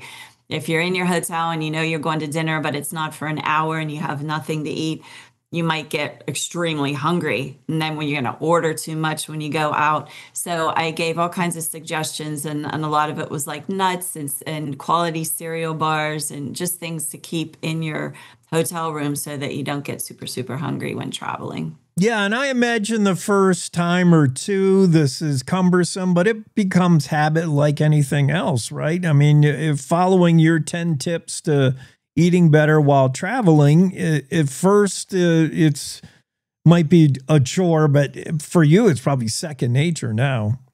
Yeah, I mean, you have to just think a little bit and plan ahead. And it's, a lot of times if you say you're going to go to the airport and you're going to get there early, and when you get there early, then you're going to eat the airport food. That talk about expensive. That's really expensive. When you could pack a sandwich the night before or plan on what you're going to eat in the morning and eat it real quickly and then go to the airport, and you won't have to pay that money and have the airport food. So, but you do have to plan ahead. I remember my dad took a sandwich to work every day for like 20 years or more. But you just have to plan ahead and you have to do it. Planning ahead is probably what got you on that first book, the moving, how to move book. That's a lot of planning. That's a lot of checkbox stuff. And you know what? After I wrote that book, it got picked up by a couple sports leagues and home builders. Bought a bunch of them off of me. And I was like, wow, my writing skills, I did go to college for, writing, and I had some nonfiction writing classes, technical writing. And I thought I can really help people. So that was always in the back of my head when I kept saying, I got to write this book for my daughter. I got to let her know everything I learned. And then after I wrote the relocation guide, I thought I can write this and I can really help people. Yeah.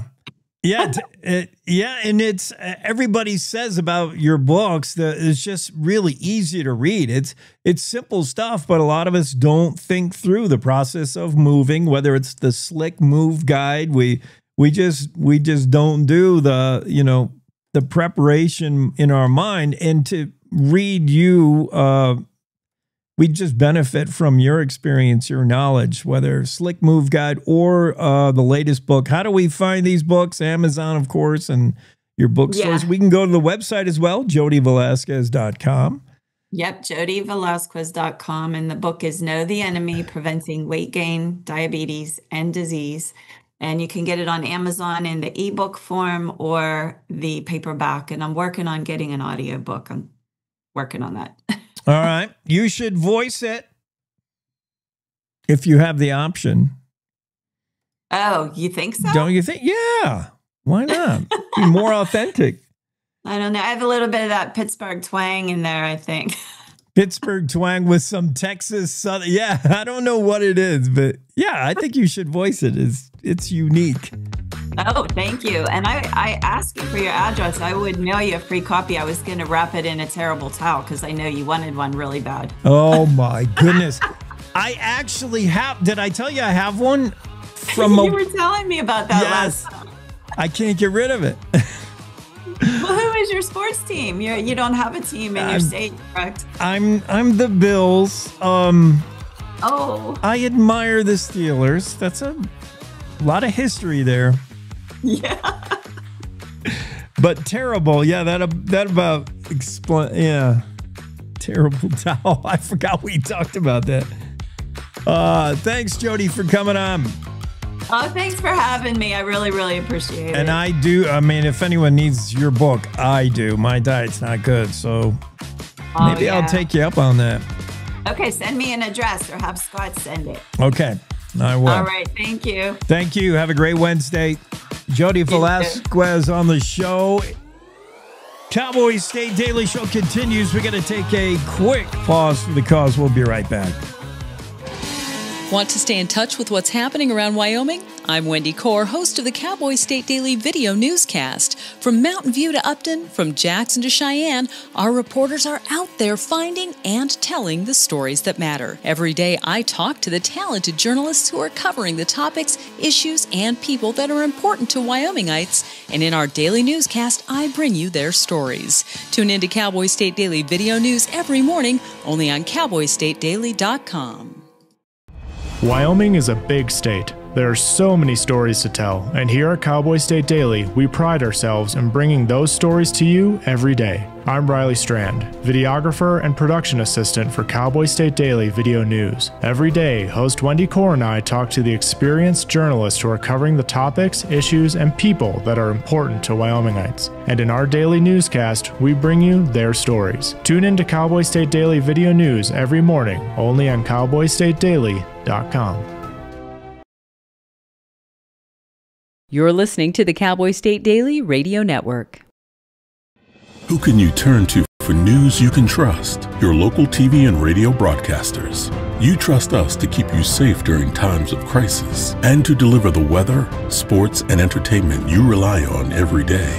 We bring you the facts you need to make decisions that matter. And as misinformation floods social media, you can trust your local stations to deliver the truth. Text TV to 52886 and tell Congress you rely on your local stations for trusted news. You handle the healthcare, we'll handle the marketing. In need of a spark for marketing your medical practice? Loom Studio provides creative and strategic healthcare marketing that illuminates the path to bigger and better experiences for your business and your patients. We specialize in branding and design, social media, website design, SEO and SEM, not to mention content creation, public and media relations, and marketing metrics to ensure you're getting results. If you're looking to increase your patient engagement and retention, enhance your community impact, and streamline your marketing efforts, our team is ready to help you achieve your goals. Contact us today and learn more at loomstudio.com. We come from a long line of farmers, and there's a sense of pride, but there's also a significant amount of pressure. Farmers have to take care of their physical and their mental health, because what's a farm without a farmer? Watching the sun come up, that's my time.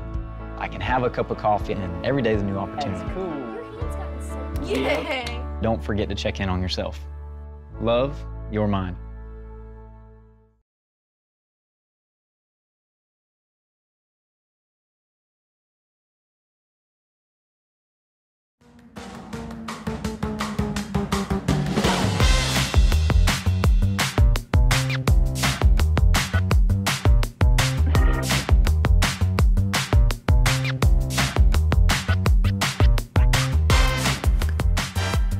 Back in the studio on a Wednesday, and you got the sniffles,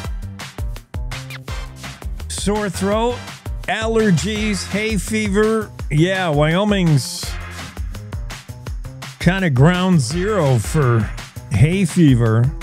Renee Jean writes this: can't stop sneezing, you're not alone. Wyoming among the worst allergy states. State's overall pollen count ranks it 6th highest in the nation. I wonder who's higher than us. Just talking about allergies makes me start sniffling. According to a review by honey products manufacturer Bee Inspired, they tallied up pollen scores from across the nation and found that Wyoming ranked 6th for average pollen counts. Hay fever capital in the state, by the way, Evanston, Wyoming, where they got a lot of wind and they got a lot of sagebrush. Apparently, sagebrush is a big contributor to the pollen. I don't think it's sage that bothers me as for allergies. It might have something to do with it. Some people, it's the cottonwoods when the cotton gets flying around and late May. For some people, it's cottonwoods. For me, I think it's, just grass. Green, Timothy hay, I know gets me bad. But sagebrush could be a big contributor, certainly to your hay fever, to your allergy. The average pollen concentration index has Evanston on a 6.65 scale of 10. That's pretty high. Former Wyoming legislator Stan Blake, for one, was not surprised to learn that Evanston is Wyoming's hay fever capital.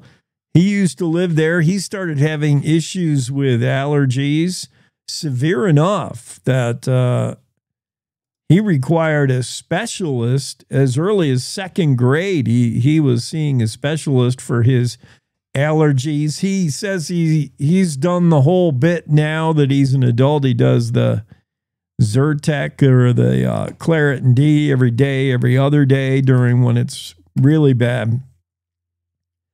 And what he says and what others say is the allergies don't go away if you move away from Wyoming. In fact, in some cases, they may get worse moving. In one family, Evanston resident Chantel, and I'm not even going to attempt this last name. Chantel found out she tried moving to Tennessee. She had a real problem with pollens and allergies. She moved to Tennessee. I don't know if she moved there specifically to get away from the allergies in Wyoming. But Tennessee has one of the nation's lowest average pollen counts. She thought she and her family would be much better off in Tennessee. Turns out, no. She said moving there, it seemed like everything was exacerbated. It was the worst experience of our lives. All three of us, her and her two daughters, developed asthma and even more additional allergies. So we came back because it was so bad for us in Tennessee. So, yeah, it's hard telling, not knowing, but sagebrush is probably the biggest culprit, and that's because of the way it procreates. Sagebrush has pollens. It's a wind-pollinated species, meaning in order to reproduce itself, it needs pollen to be carried by the wind to a different place, and then the next sagebrush plant will grow. And the pollen of the sagebrush is extra light, says Renee Jean. And of course, wind is extra heavy. That combination has pollen just flying around the air in Wyoming. And of course, that leads to Wyoming being the sixth most worst allergy states. I did not know. I'm glad Renee did this story because I know everybody I talk to, whenever I complain about, I'm like, oh, my allergies are terrible today. The response usually is, oh, me too. Same. Seems like everyone has allergies in the state. And now we see why. We see the story from Renee showing, Renee says, yeah, according to a study done by Be Inspired, Wyoming ranks right up there, number 6 in allergy state, most pollen flying around. I could have guessed that, but now it's verified. Let's, do we have time to do, we're not quite enough time to get to our rodeo show.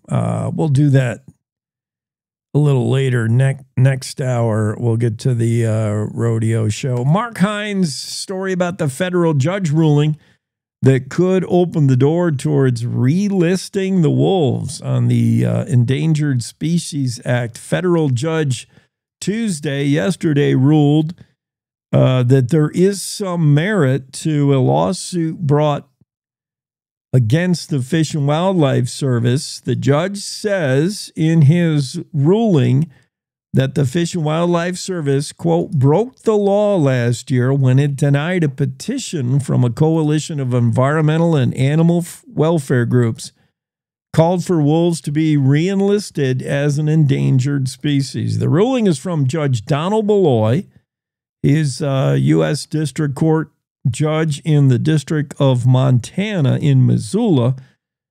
And while Mark Hines explains this doesn't mean the wolf is automatically back on the federal protected list, it does open the door towards such. It does find merit in the lawsuit of some of these groups. The coalition of these environmental and animal welfare groups does find merit there, does find that the agency, Fish and Wildlife Service, acted, as Judge Malloy says, unlawfully, disregarding the potential importance of the wolf's fledgling return to Colorado through natural dispersal and historic reintroductions when the agency denied the petition. Wolf is doing pretty well in Colorado, from what we've also learned from Mark Hines. There's plenty of wolves in Colorado.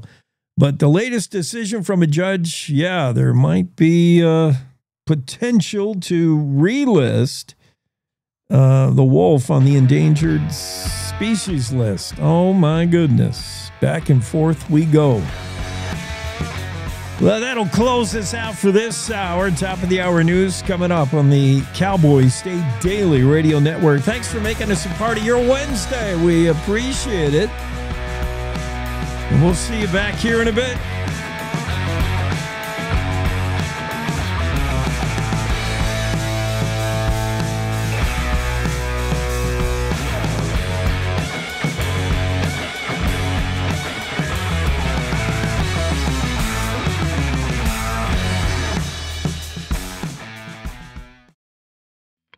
It's time to take a look at what's happening around Wyoming. From the Cowboy State Daily Newsroom, I'm Wendy Kaur.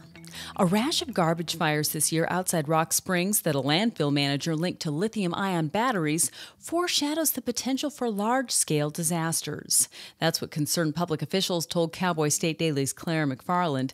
The general manager at the Rock Springs landfill said there have been 6 fires there in the past year, all attributed to lithium-ion batteries bursting into flames. The manager at the landfill was like, these batteries 6 times in the past year have burst into flame in this dump, and then they're catching garbage on fire. And one time, this was in the evening, you know, when we weren't there watching, and the implications as you get into bigger and bigger batteries, all the way up to vehicle batteries and electric cars and such, it can take like 20 to 50,000 gallons of water to put out a burning electric vehicle, for example. It begs these larger societal infrastructural questions. Rechargeable lithium-ion batteries are prolific. They're in cell phones, laptops, and electric power tools, just to name a few devices.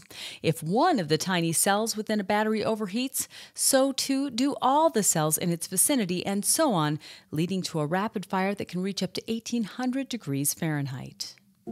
Well, if anyone could survive a week alone in the rugged Cloud Peak wilderness area of Wyoming's Bighorn Mountains, it's Grant Gardner. That's what his family believes and what his wife Lauren told Cowboy State Daily's Greg Johnson. Lauren is holding on to hope that her 38-year-old husband is still alive after his solo ascent of Cloud Peak on July 29th. Naturally, she still feels pretty shocked. She said everything felt surreal to her. But she said what gives her hope is that her husband is an outdoorsman. That's where he lives. He's out there all the time. He has a lot of skill. He has a lot of equipment, that he's very meticulous in how he prepares. He maps everything out. So she feels confident that when he went out, he was properly geared up and everything like that. So she said if anybody can survive out there for a week, he can. That he's an experienced hiker is one reason Bighorn County Sheriff Ken Blackburn said the effort very much remains a search and rescue operation, not search and recovery, which would assume he had perished. A new COVID-19 booster shot is coming out this fall and is likely to be unpopular with most Wyomingites, even as the approach of cooler weather signals the onset of cold and flu season. A health policy research firm released the results of a survey last week showing that 59% of Americans will definitely not or probably not get the booster.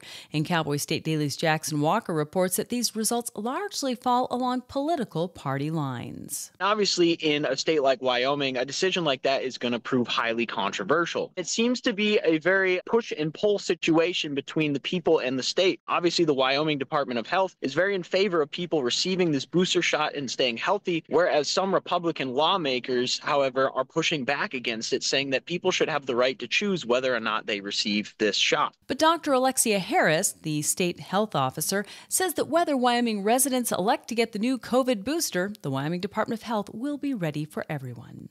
I'll be back with more news right after this.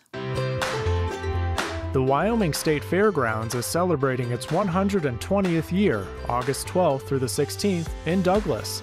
Round up your crew for an exciting week of rodeo thrills, tasty treats, carnival rides, live music, and 5 nights of unforgettable grandstand events. For tickets and information, visit wystatefair.com. This ad was paid for by Converse County Tourism. Well, before and after school in Jackson, traffic on the pathways around town can play out like a scene from the apocalyptic road rage film Mad Max. That is, if all the characters rode e-bikes. Cowboy State Daily's David Madison spoke to a representative of the advocacy group Friends of Pathways, which is working with local schools and law enforcement to bring order and safety to Jackson's extensive network of bicycle and walking trails. It's an incredible system, and the folks in Jackson are making the most of it, going to work on these e-bikes, going to school. But it's gotten so crowded and those machines have gotten so fast that there's a lot of concern for safety. It's kind of intimidating. You come out right before school or right after school and you're faced with 50 middle schoolers on these e-bikes coming at you at 15 miles an hour. The safety program now aimed at the bike paths includes teaching youth and parent bike skills through the public schools, removing illegal vehicles, and employing traffic calming measures in congested areas. And that's today's news. Get your free digital subscription to Wyoming's only statewide newspaper by clicking on the daily newsletter button at cowboystatedaily.com. I'm Wendy Core for Cowboy State Daily. The challenges our planet's animals are facing sometimes feel a bit heavy. The animals haven't eaten in a day, 2 days. They haven't drank anything. They're cold, they're dehydrated. As soon as we started our descent, everywhere I could see was mud. Just absolutely mud. The country has been in prolonged drought for so long. It was like a tinderbox waiting to go up. Okay, very heavy. Each of us wants to be part of the solution, and we can be. Remember that there's good happening right now. At home. All right, we were able to get into your unit, and we have all 4 of your cats. So, okay. And around the world. For any animal in any disaster. So let's focus on that, right? Be part of the solution, one rescue at a time. Search ifa.org/disaster ready.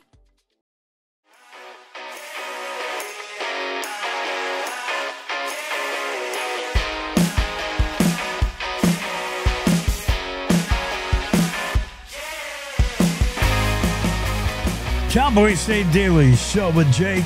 Wednesday, Zachary Sontag should be with us, I think, momentarily. He's got a couple of stories we need to talk about, including a radio legend. I'm a big fan. Larry Proetti in the Cheyenne area. His long battle with cancer and surgeries. And last I heard, Larry was, because of all the extensive surgeries and his cancer battle, he was just going to retire from radio, be done with it. It was the least of his concerns. He had bigger problems to worry about. But now the familiar voice on the Cheyenne airways is back to a certain degree doing what he's always done. And it's great to hear positive news from the veteran broadcaster. Yeah, good for Larry. Zachary Sontag has that story. He also has the story of the young lady who's living in a van down by the river, living the van life. It's pretty interesting. So, yeah, Zach, where are you at? get on with us and let's talk about that stuff. Other stories in the Cowboy State Daily today. Claire McFarland was on explaining how sometimes property seized in the act of committing a crime of a felony is property that's then surrendered. Like you can't have it back. In other words, if you were a drug runner or something and you're running drugs in your car and you're trying to sell them somewhere and you get pulled over by Wyoming Highway Patrol, you're arrested. Of course, anything in the car, let's say you had some cash, a roll of cash, that's forfeited.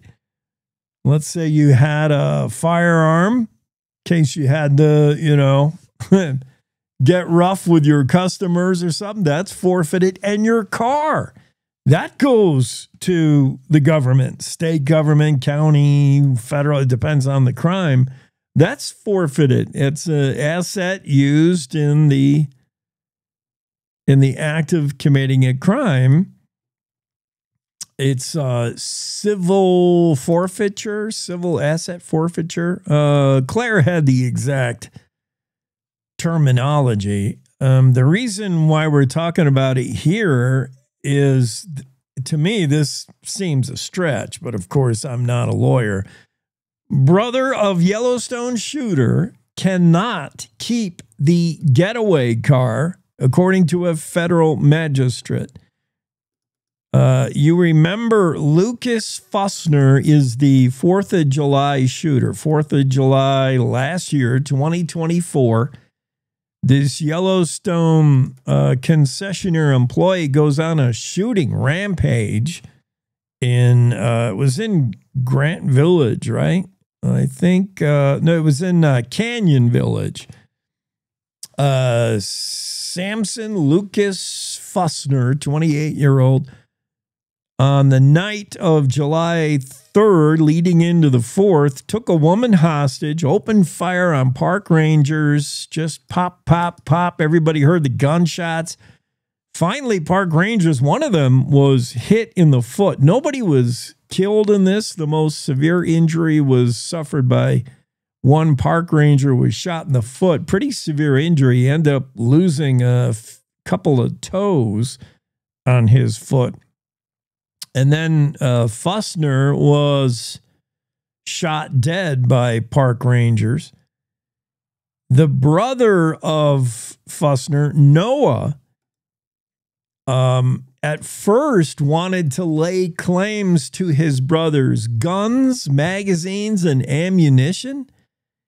And he promised he would sell those and use the money as a, quote, small token of reparation to the National Park Service officer injured in the line of duty. The government said, well, that's a nice notion. That's a nice idea, but no. You don't get his guns. The guns are seized. And, if any money is going towards the officer shot in that, it'll come from the sale of guns through an auction or whatever the government does with property seized in the act of a felony. FBI spokesperson Vicky McGoya told Cowboy State Daily yesterday in an email, the FBI cannot return personal property until the estate of the deceased meets legal requirements. If and when that occurs, the FBI will return personal property through recognized executor. But in this case, Claire was talking about the forfeiture of the car in question. Noah Fussner said, well, after a failed attempt at getting his brother's gun and ammo, that's not going to happen. He said, what about the car? Can I get the car? And a judge has just recently announced, no, you cannot. The car was potentially used in this crime as a getaway vehicle, or at least that was the idea, that Lucas Fussner would be able to get away with the car. To me, a non-lawyer kind of person, I find it a little bit of a stretch to say the car that this guy drove every day, to and from work, the car was not used in the commission of this crime. A gun was, for sure. But the car, I don't know if Lucas Fussner had this thought out as far as like making his getaway in a car, but okay. Car seized, and the brother does not get the car through some legal wrangling that Claire did explain to me, but then my eyes glazed over and I kind of lost track of where that was going. Good story, though, from Claire McFarland. I guess Zach is not going to make it. And that makes 2 expected guests today that were just no-shows. Frustrating. Western Ag Network and the Rodeo Roadshow. Will, what's going on in the world of rodeo? It's the Rodeo Roadshow on the Western Ag Network. Hi, everybody. I'm Will Rasmussen. Lynn Smith is a pro rodeo official, one of the best in the business. And I'm really intrigued by the fact that they have instant replay now at the National Finals Rodeo, and even more intrigued at his opinion of instant replay. Well, he's all for it. We'll talk more about the instant replay aspect of the National Finals Rodeo when we come back. I'm Tim Canterbury, a cow-calf producer from Colorado, serving as the president of National Public Lands Council. And I want to invite you to join PLC in the Grand Canyon State in September for our 57th annual meeting. Hear from federal agencies, discuss important issues like land access and ownership, and learn about emerging threats to Western agriculture by joining us in Flagstaff September 16th through the 18th. Learn more online at publiclandscouncil.org. Support the American Sheep Industry Association and get recognized as an industry partner. Choose from 5 partnership levels: platinum, gold, silver, bronze, or industry supporter, with benefits like your company logo on convention material items, complimentary registrations, on-site signage, advertising in the Sheep Industry News magazine, and digital recognition. Boost your brand while strengthening the sheep and wool industry. Visit sheepusa.org to learn more about partnership levels and join today. As I watch the NFL and those officials, and part of me thinks, well, they've taken the confidence out of the officials and they're scared to call something, or they are leaning too much on that. Do you feel that way as an official?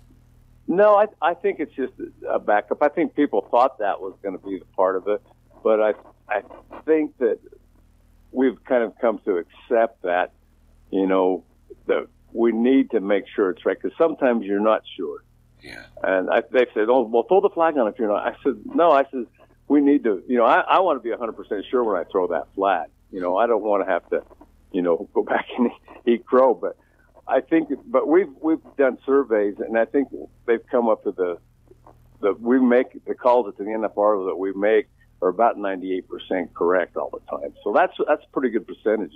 You take 2%, that might be one call, maybe 2 calls the whole night, And I think that's a good deal. It's really good. And it's really good for the contestants, I think, because they're making a living rodeoing, and I think we have to get the money in the right place. That's why Lynn Smith is one of the most popular judges on the pro rodeo circuit. He wants to get it right. Instant replay, the topic of discussion on the Rodeo Roadshow.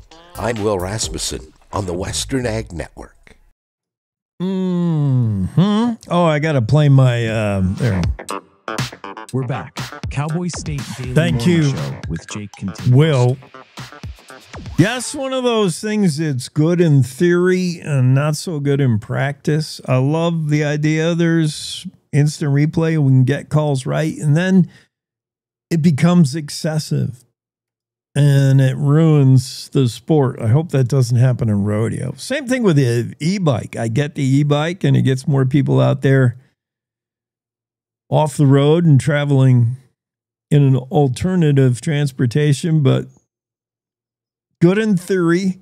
In practice in Jackson, after school gets out about 3:30, It's excessive, man. There's e-bikes everywhere coming at you. Don't be walking the dog on the pathway at about 3:30 on a weekday during school. Here come the e-bikes. Let's talk about this story of the man who died trying to climb Snow King Mountain 19 times. I'm going to be at the top of Snow King later today. I'm going to take the gondola. But I have climbed it. I have walked up it many times. Yeah, it's a buster. It'll get you 19 times, like in succession, is pretty excessive. This 43-year-old was attempting 19 consecutive climbs.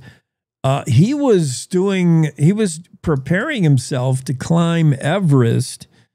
And Andrew Rossi's story about this guy puts the spotlight on this practice of what they're saying is Everesting, or preparing your body for hiking and climbing Mount Everest. This man died trying to climb Snow King Mountain 19 times. That's trying to climb the equivalent of Mount Everest, 29,029 feet in 36 hours. So I guess it wasn't back to back to back, but he's trying to make 19 climbs of Snow King in 36 hours.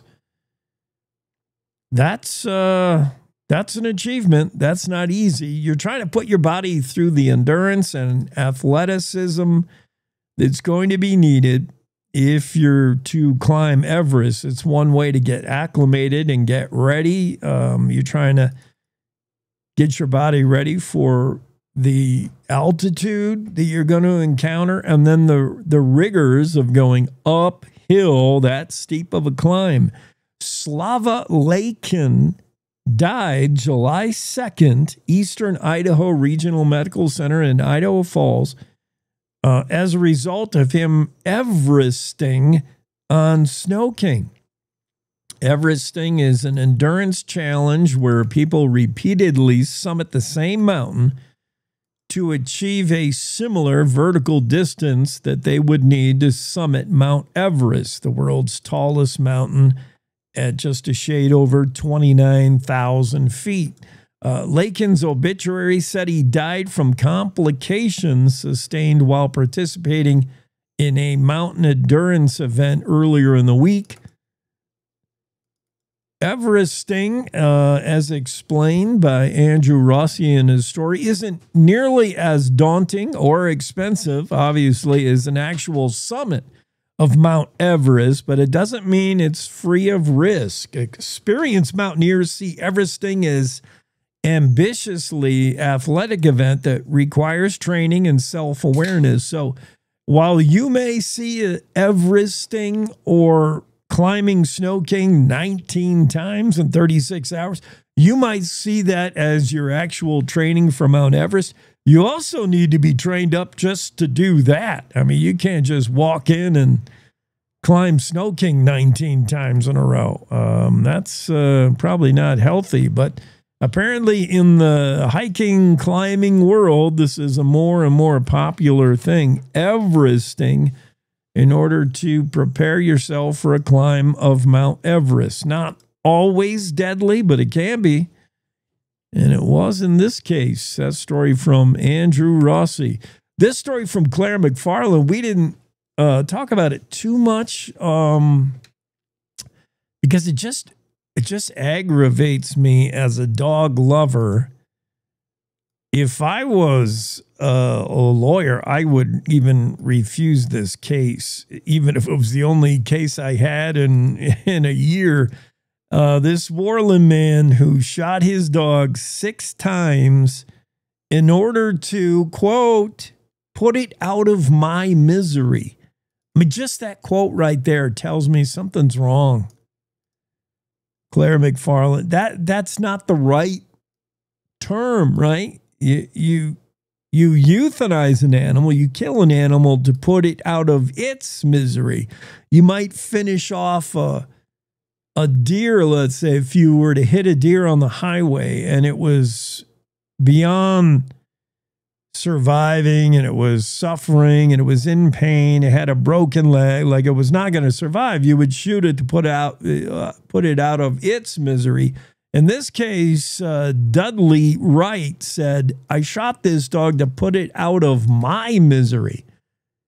That tells me all I need to know about Dudley Do Right. Yeah,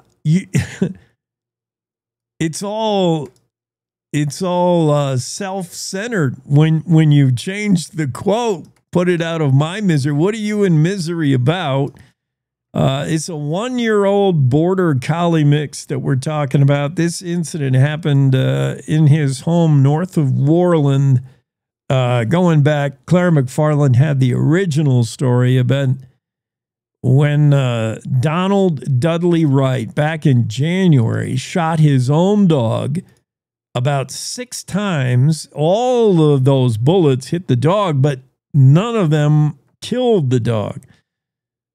The dog, by the way, is now with a new owner, Sabrina McLean. She told Cowboy State Daily the dog's recovery continues. It's on a long road to recovery. The dog's name is Axel.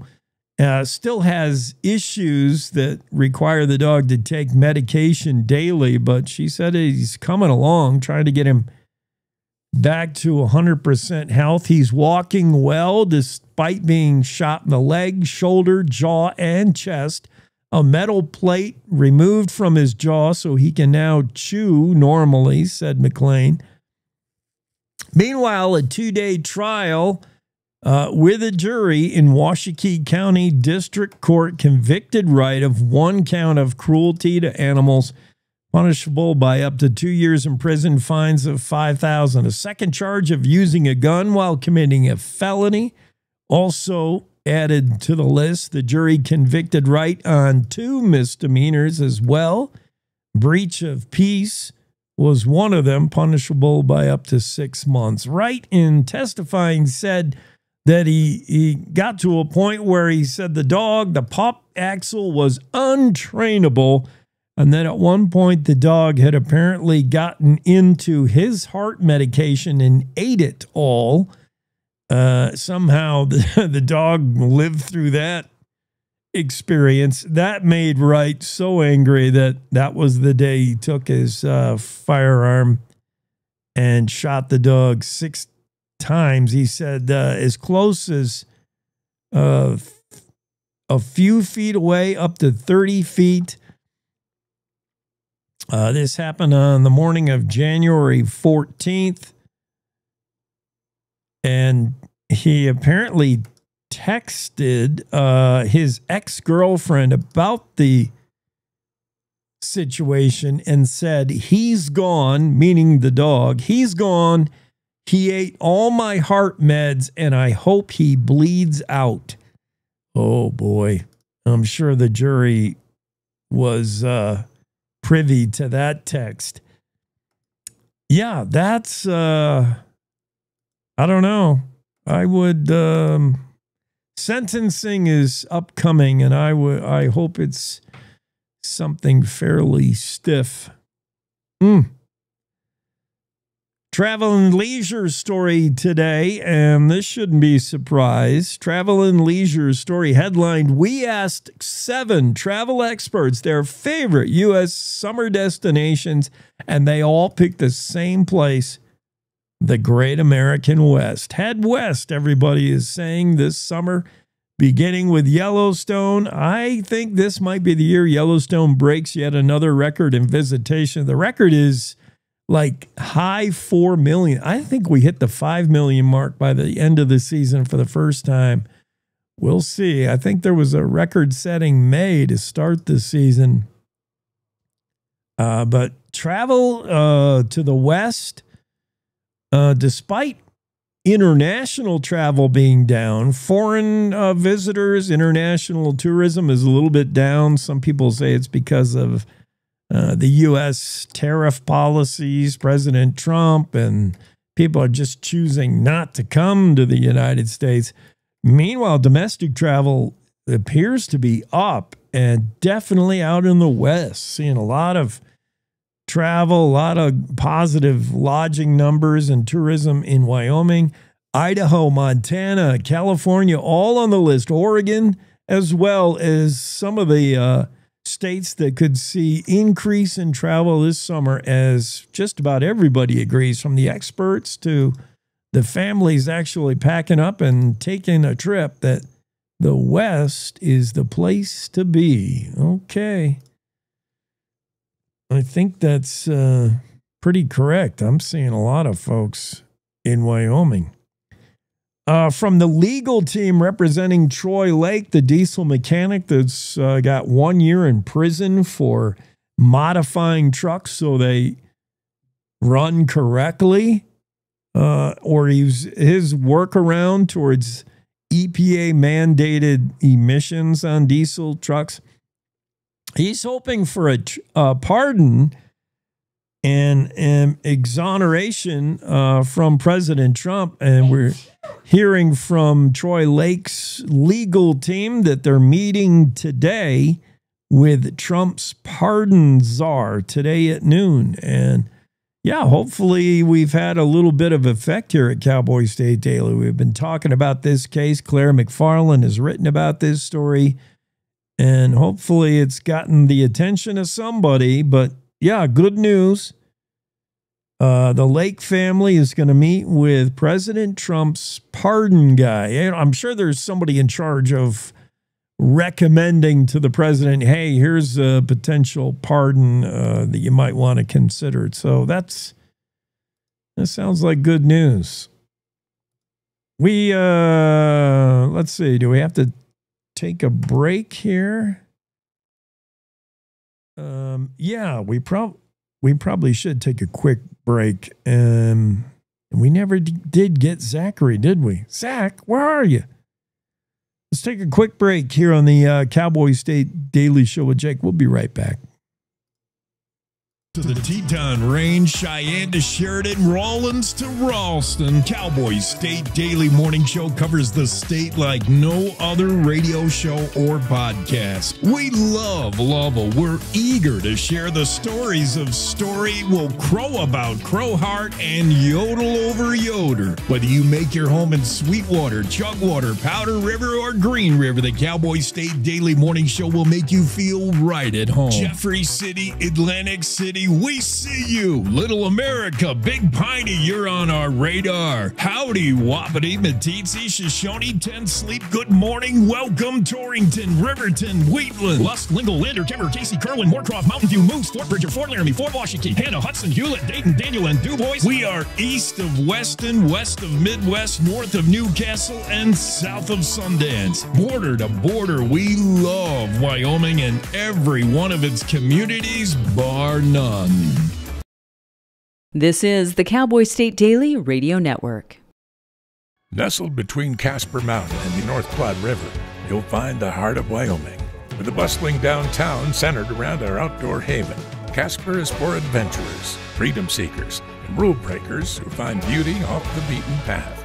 So if touchable history, a vibrant community, and uninterrupted outdoor recreation define your travel itinerary, allow us to welcome you to the one and only Casper, Wyoming. Plan your trip at visitcasper.com. Oh, right. Look at you taking the stairs. Who are you? We're your lungs. We are proud of you for quitting smoking, but you still may be at risk for lung cancer. A routine cancer scan can detect it early when it's more curable. Good to know. Well, I gotta go somewhere. So do we. Listen to your lungs. Get a routine screening that could save your life. Talk to your doctor and learn more at savedbythescan.org. I think I finally found.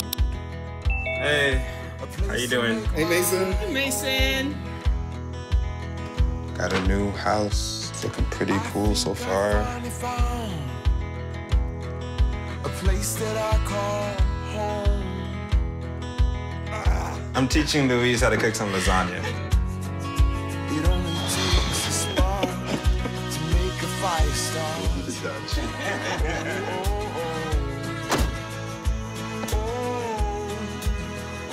Thank you. Study, please.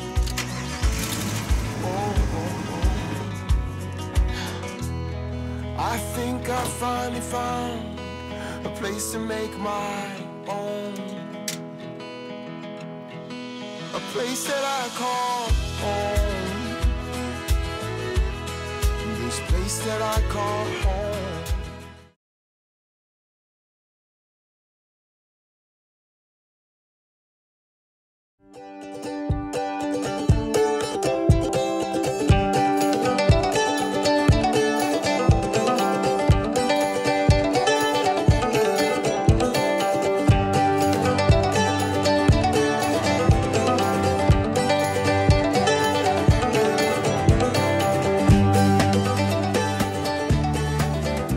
Welcome back to the Cowboy State Daily Show here on a Wednesday.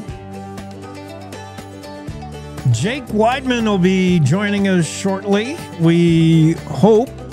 Jake is a master penman.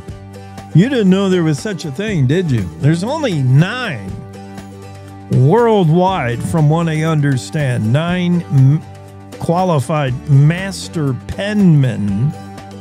And when you think about penmanship, let's just say he writes prettier than the rest of us. He is the youngest master penman by far. And we'll chat with him. First off, just trying to figure out what is a master penman. I'm fascinated by this guy. Wait till you see his work, what he does. He's so tactile in an age where we're all digital, right? And we're all AI. He's actually doing stuff with his hands. And it's pretty incredible. Doing stuff with your hands, like building an architectural wonder that is Old Faithful. I'm still astounded that this masterpiece of architecture was erected in really a year and a half, over a winter as well. 121 years ago, right? We're on this Old Faithful Inn. If you've ever seen it, you know what I'm talking about. This architecture is so prolific. It inspired a classification of its own. It's called parkitecture. It's in a class by itself. It opened in 1904, Yellowstone Old Faithful Inn, and it was built in just, this is what's surprising. I mean, this is in the middle of nowhere. Just getting the materials to the Yellowstone, to that section of Yellowstone, is incredible. Built over the winter, built over 1903, 1904, built in a year and a half. Opened in June 1904. When it opened, Old Faithful had 120 rooms in one wing off the massive lobby. The lobby itself is huge. I mean, obviously, the lobby is meant to be the showpiece, including that fireplace. Whoa, the iconic fireplace. Considering the technology that existed in 1903 and 1904 and the remoteness of the area, I think it's a remarkable achievement. I think so, too. That was a quote from the story from Henry. What is Henry's first name? Mike Keller, vice president and general manager for Xanterra. He chimed in on this story, written by Andrew Rossi, by the way. And, I can't find the Jeff Henry, who co-authored the book in 2004 called Old Faithful Inn, Crown Jewel of the National Park Lodges. And he said it's a huge architectural achievement to get this done in 11 and a half months in a very, very remote area, especially at this time, 1903.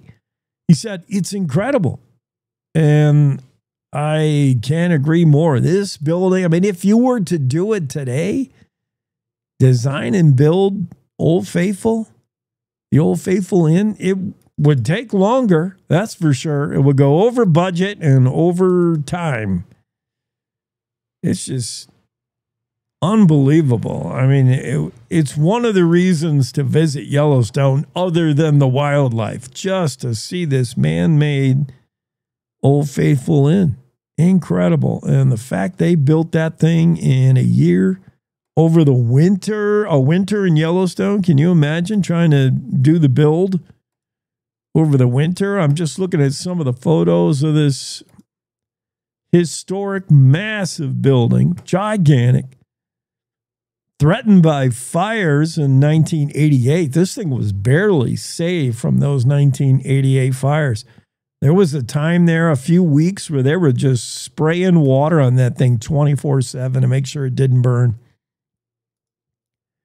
1915, remember when it opened in 1904, there were no cars going there.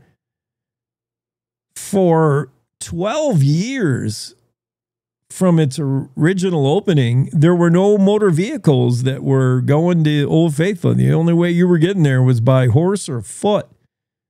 It wasn't until roads were opened in 1915 that cars were allowed in Yellowstone National Park. 1915. So this is, the first 11. If this thing opened, the Old Faithful Inn opened in 1904, June, for 11 of its first years, it saw no cars as visitors. It sees plenty today, but not originally. What an achievement. What an incredible thing. Andrew Rossi has the story of the Cowboy State Daily. You got to go read it, if not just for the photos. Incredible. And so Andrew was reminded to write this when we found the Dragon Bravo fire destroyed the Grand Canyon Lodge on the North Rim. That was a similar architectural achievement and a similar parkitecture example of some of these massive wood log buildings that were built in national parks. They were built to impress the public, and certainly Old Faithful Inn does so. And Grand Canyon Lodge was right up there in its achievements, a unique structure, and completely lost in that fire, the Dragon Bravo fire that destroyed that lodge. Oh, what a loss. I want to see the architects on this were pretty I want to say the architect, this was his first project ever. I don't know why I think that. I seem to remember that, though, that this was the first try of the architect. Let's see.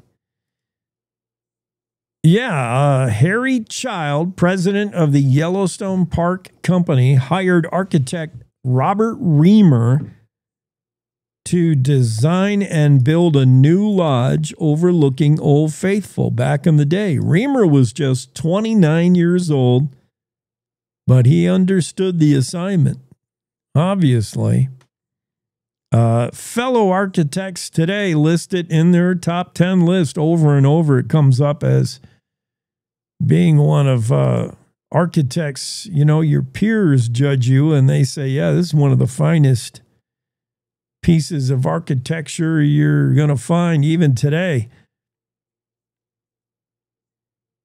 Old Faithful Inn added to the National Register of Historic Places in 1973, designated National Historic Landmark in 1987. Check out the story from Andrew Rossi. It's in the Cowboy State Daily. Let's take a little break with our Wyoming game and fish friends, and check in with Ray Hageman. Ray, how's things going at the Game and Fish?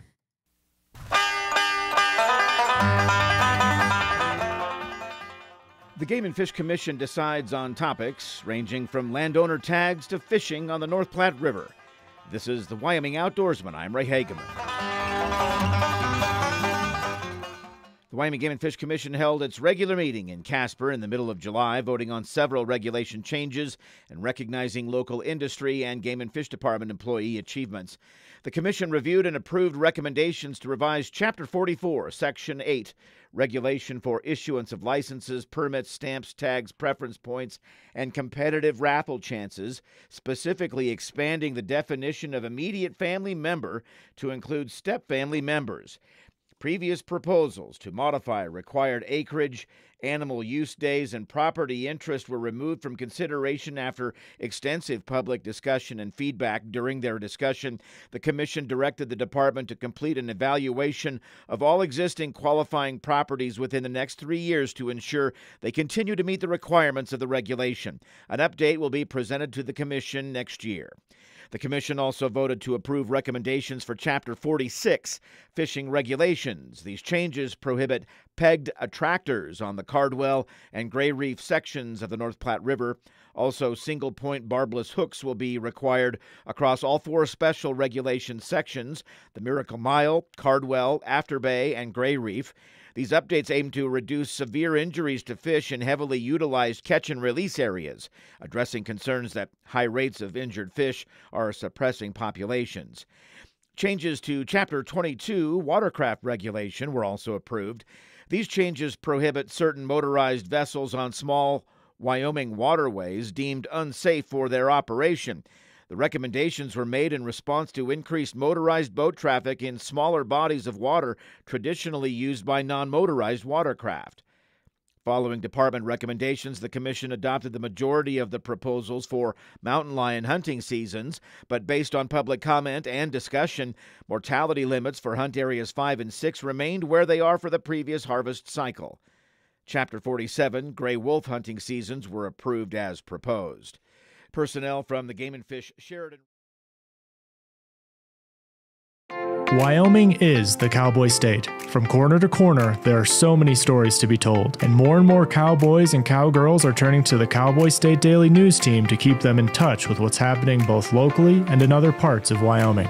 I'm Riley Strand, videographer and production assistant for Cowboy State Daily Video News. We're proud to bring the most important stories to our viewers every day. The stories that start conversations, the stories that make us laugh, the stories that make us think. Our experienced journalists at Cowboy State Daily are crisscrossing the state every day, talking to those who know the news best. Every day, host Wendy Core and I talk to the reporters who are covering the topics, issues, and people that are important to Wyomingites. And in our daily newscast, we bring you those stories.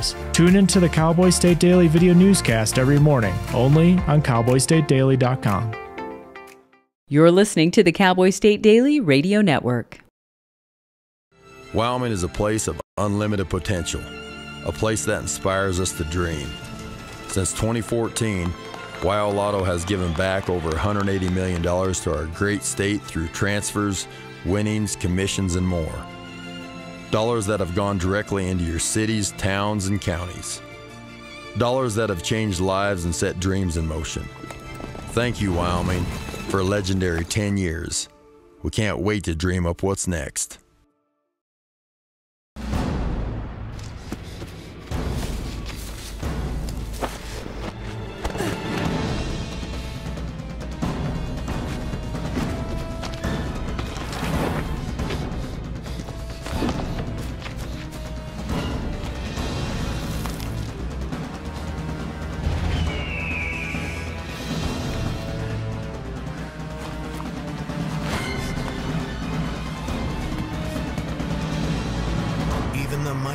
Might not see it coming. It's prediabetes, and it captures 1 in 3 adults. You may not even know you have it, but you can escape. Take the 1-minute prediabetes risk test to know where you stand. With early diagnosis, you can change the outcome and prevent or delay type 2 diabetes. Be your own hero on smartphones everywhere at doihaveprediabetes.org. So I wanted to talk with you and your mom today, Lily, because of some of the changes your friends and teachers have seen in you lately. And along with the incident the other day, you were with Derek when he was caught selling marijuana. Yeah, he was selling it. Honey, we know. But we care about you and want to know what's going on. That's right. We'd like to understand it better and see how we might help. And if weed is a part of it, we want to make sure you know about the negative consequences for someone your age. So, can we talk? Talk. They hear you.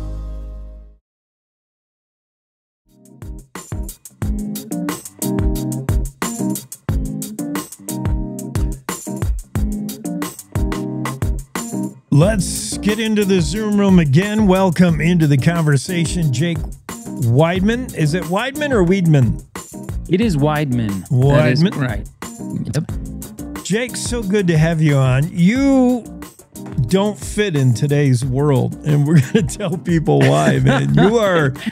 You're a throwback. You're an old soul. In fact, we're going to talk about your book, Old Soul, New Creation. First, let's explain to folks what it is that you are. One of only 9 master penmen in the world. I could guess, maybe just hearing that, what a master penman is. I think calligraphy.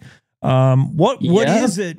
How do you become? What is a master penman other than your writing? Your handwriting is probably prettier than mine. Yeah, that might be a safe bet. But master penman was something. It was actually a viable career that you could go to school and get your degree in back during the golden age of penmanship, which spanned from about the end of the Civil War up until about the 1930s. But you could get your degree from an arts or business college at the time to become a penman, to learn how to write legibly and beautifully. But the ones who went above and beyond what all of the other, traditional penmen were doing and took the art form to a whole new level, they were regarded as master penmen. And so you have such characters in history as F.B. Courtney, who was he was actually called the pen wizard because what he did at the tip of a pen was true magic. He could write upside down and backwards and flip the page over, and it was perfect. Or he would change hands mid-sentence and write with the other hand because he was ambidextrous. Or there was Louis Mataraz, who was regarded as the king of penmen and came up with the serif script, which is actually what the Coca-Cola logo is today. Yeah. Oh my goodness. The annals of penmen. And I'm thinking it's just, you would be the one you hire to write somebody's, if they want to have their diploma on the wall, the doctor has his diploma and somebody wrote that. That's the kind of writing you got to hire a pro, right? Absolutely. Yeah, absolutely. My mentor was actually the calligrapher to the White House. So, they were doing, menus for state dinners and great diplomas or awards for military. And so for me, the way that I use my calligraphy is I actually integrated into a lot of my other artwork. So calligraphy, in a sense, has become sort of like my special sauce, which I'm mixing into my drawings, my paintings, even a lot of the sculpture work that I do. And I carve in wood, bone, antler, and bronze. So even taking this 2-dimensional art form and then breaking into the 3-dimensional world is a fun challenge, but something that I've become known for and just keep chasing. Yeah, and I'm going to share with those who are on the visual product, those of you on radio, you're going to have to imagine or go to a website. Where do we go to? Where's the first place we can drop in and see some of this artwork? It's unbelievable. Yeah, absolutely. You can go to my website. That is jakeweidman.com. Weidman's a little bit of a tricky spelling. It's Weidmann. So jakeweidman.com, and there you have my whole online gallery, lots of videos of my work so you can actually see what it's like to execute some of these pieces, but in a, expressed in this really beautiful way. Yeah. And you'll see what Jake does only begins with penmanship. It just begins with clear. I mean, it goes beyond that. That's the building block, the special sauce, and then it's just unbelievable art. Now, Jake, who taught you this? Somewhere, I mean, you had to figure this out. Like, who can you shout out? Who taught you how to do this stuff? By and large, I was self-taught. I had a couple of mentors in the realm of calligraphy in becoming a master penman. But other than that, all of the different art forms that I did, I learned on my own. In fact, I was actually rejected from art school when I was in college because, largely because I didn't fit into what they were teaching, either, postmodern abstractism or graphic design. Whereas I wanted to do something that was truly old world and classic. And so that was something that I just had to learn myself. Man, oh man. So I said at the top that what you do, who you are, doesn't fit today's world. And maybe that's a reason to write a book, to share with folks what it is to work this way, to work to work with tactile and work with your hands. I mean, today we're all digital. Everything we do is on a keyboard. It's with a mouse. Right. I mean, you are pen to paper, pencil to paper. You're carving. Like, what does that do for like a Zen thing, man? It's got to be so Zen to get you centered and calm. Yeah, absolutely. I mean, and there is definitely like a deep tradition to each and every one of these like art forms that I do. And in the book itself, in my book, Old Soul, New Creation, I really chronicle not only my artistic development, but the spiritual integration of my Christian faith that grew and blossomed in the midst of my artwork. And it became, very much like this act of worship. It centered me and centered my world around my relationship with Jesus. And so it's been such a gift, and it's really amazing to see, something that was overlooked and that I never thought I was going to be able to make a living as an artist. But, like God had other plans and was able to use it to take me into places that I never could have imagined. Looking at this work, it's obvious that's your gifting, and I'm sure you honor God, you honor the Creator every time you sit down and do this stuff. I mean, how important is it? Like, what you're doing, it's a fading art or fading practice. Is this going to be more important, less important 50 years from now? AI's taken over everything. As we said, everything we do is digital. Like, sure. Is what you do always going to be necessary in society? Well, in fact, will it even grow because it is kind of the anti-minority thing now? I believe that it is always going to be important because it has always been important. G.K. Chesterton said that, go into the deepest caves and there you will find that man has drawn a picture of a reindeer, but no matter how deep you dig in the earth, you'll never find that a reindeer has drawn a picture of a man, for art is the signature of man. I think that it is our unique gifting to imitate God as the original creator, as creators ourselves. So just because we have taught our computers to play a bit of high-tech Pictionary doesn't mean that we can abdicate our role as creators in this world to anyone or anything else. And so I think that this is something that is going to continue to grow in importance, and we're actually seeing that a lot in our own day and age. There is a massive resurgence to old crafts the world over, and in a lot of ways, it's actually championed by technology. Through the use of social media and video, you're actually seeing a lot of these different artists from around the world share these old techniques, everything from hand engraving to blacksmith to calligraphy. the world is sharing and falling in love again with these analog art forms.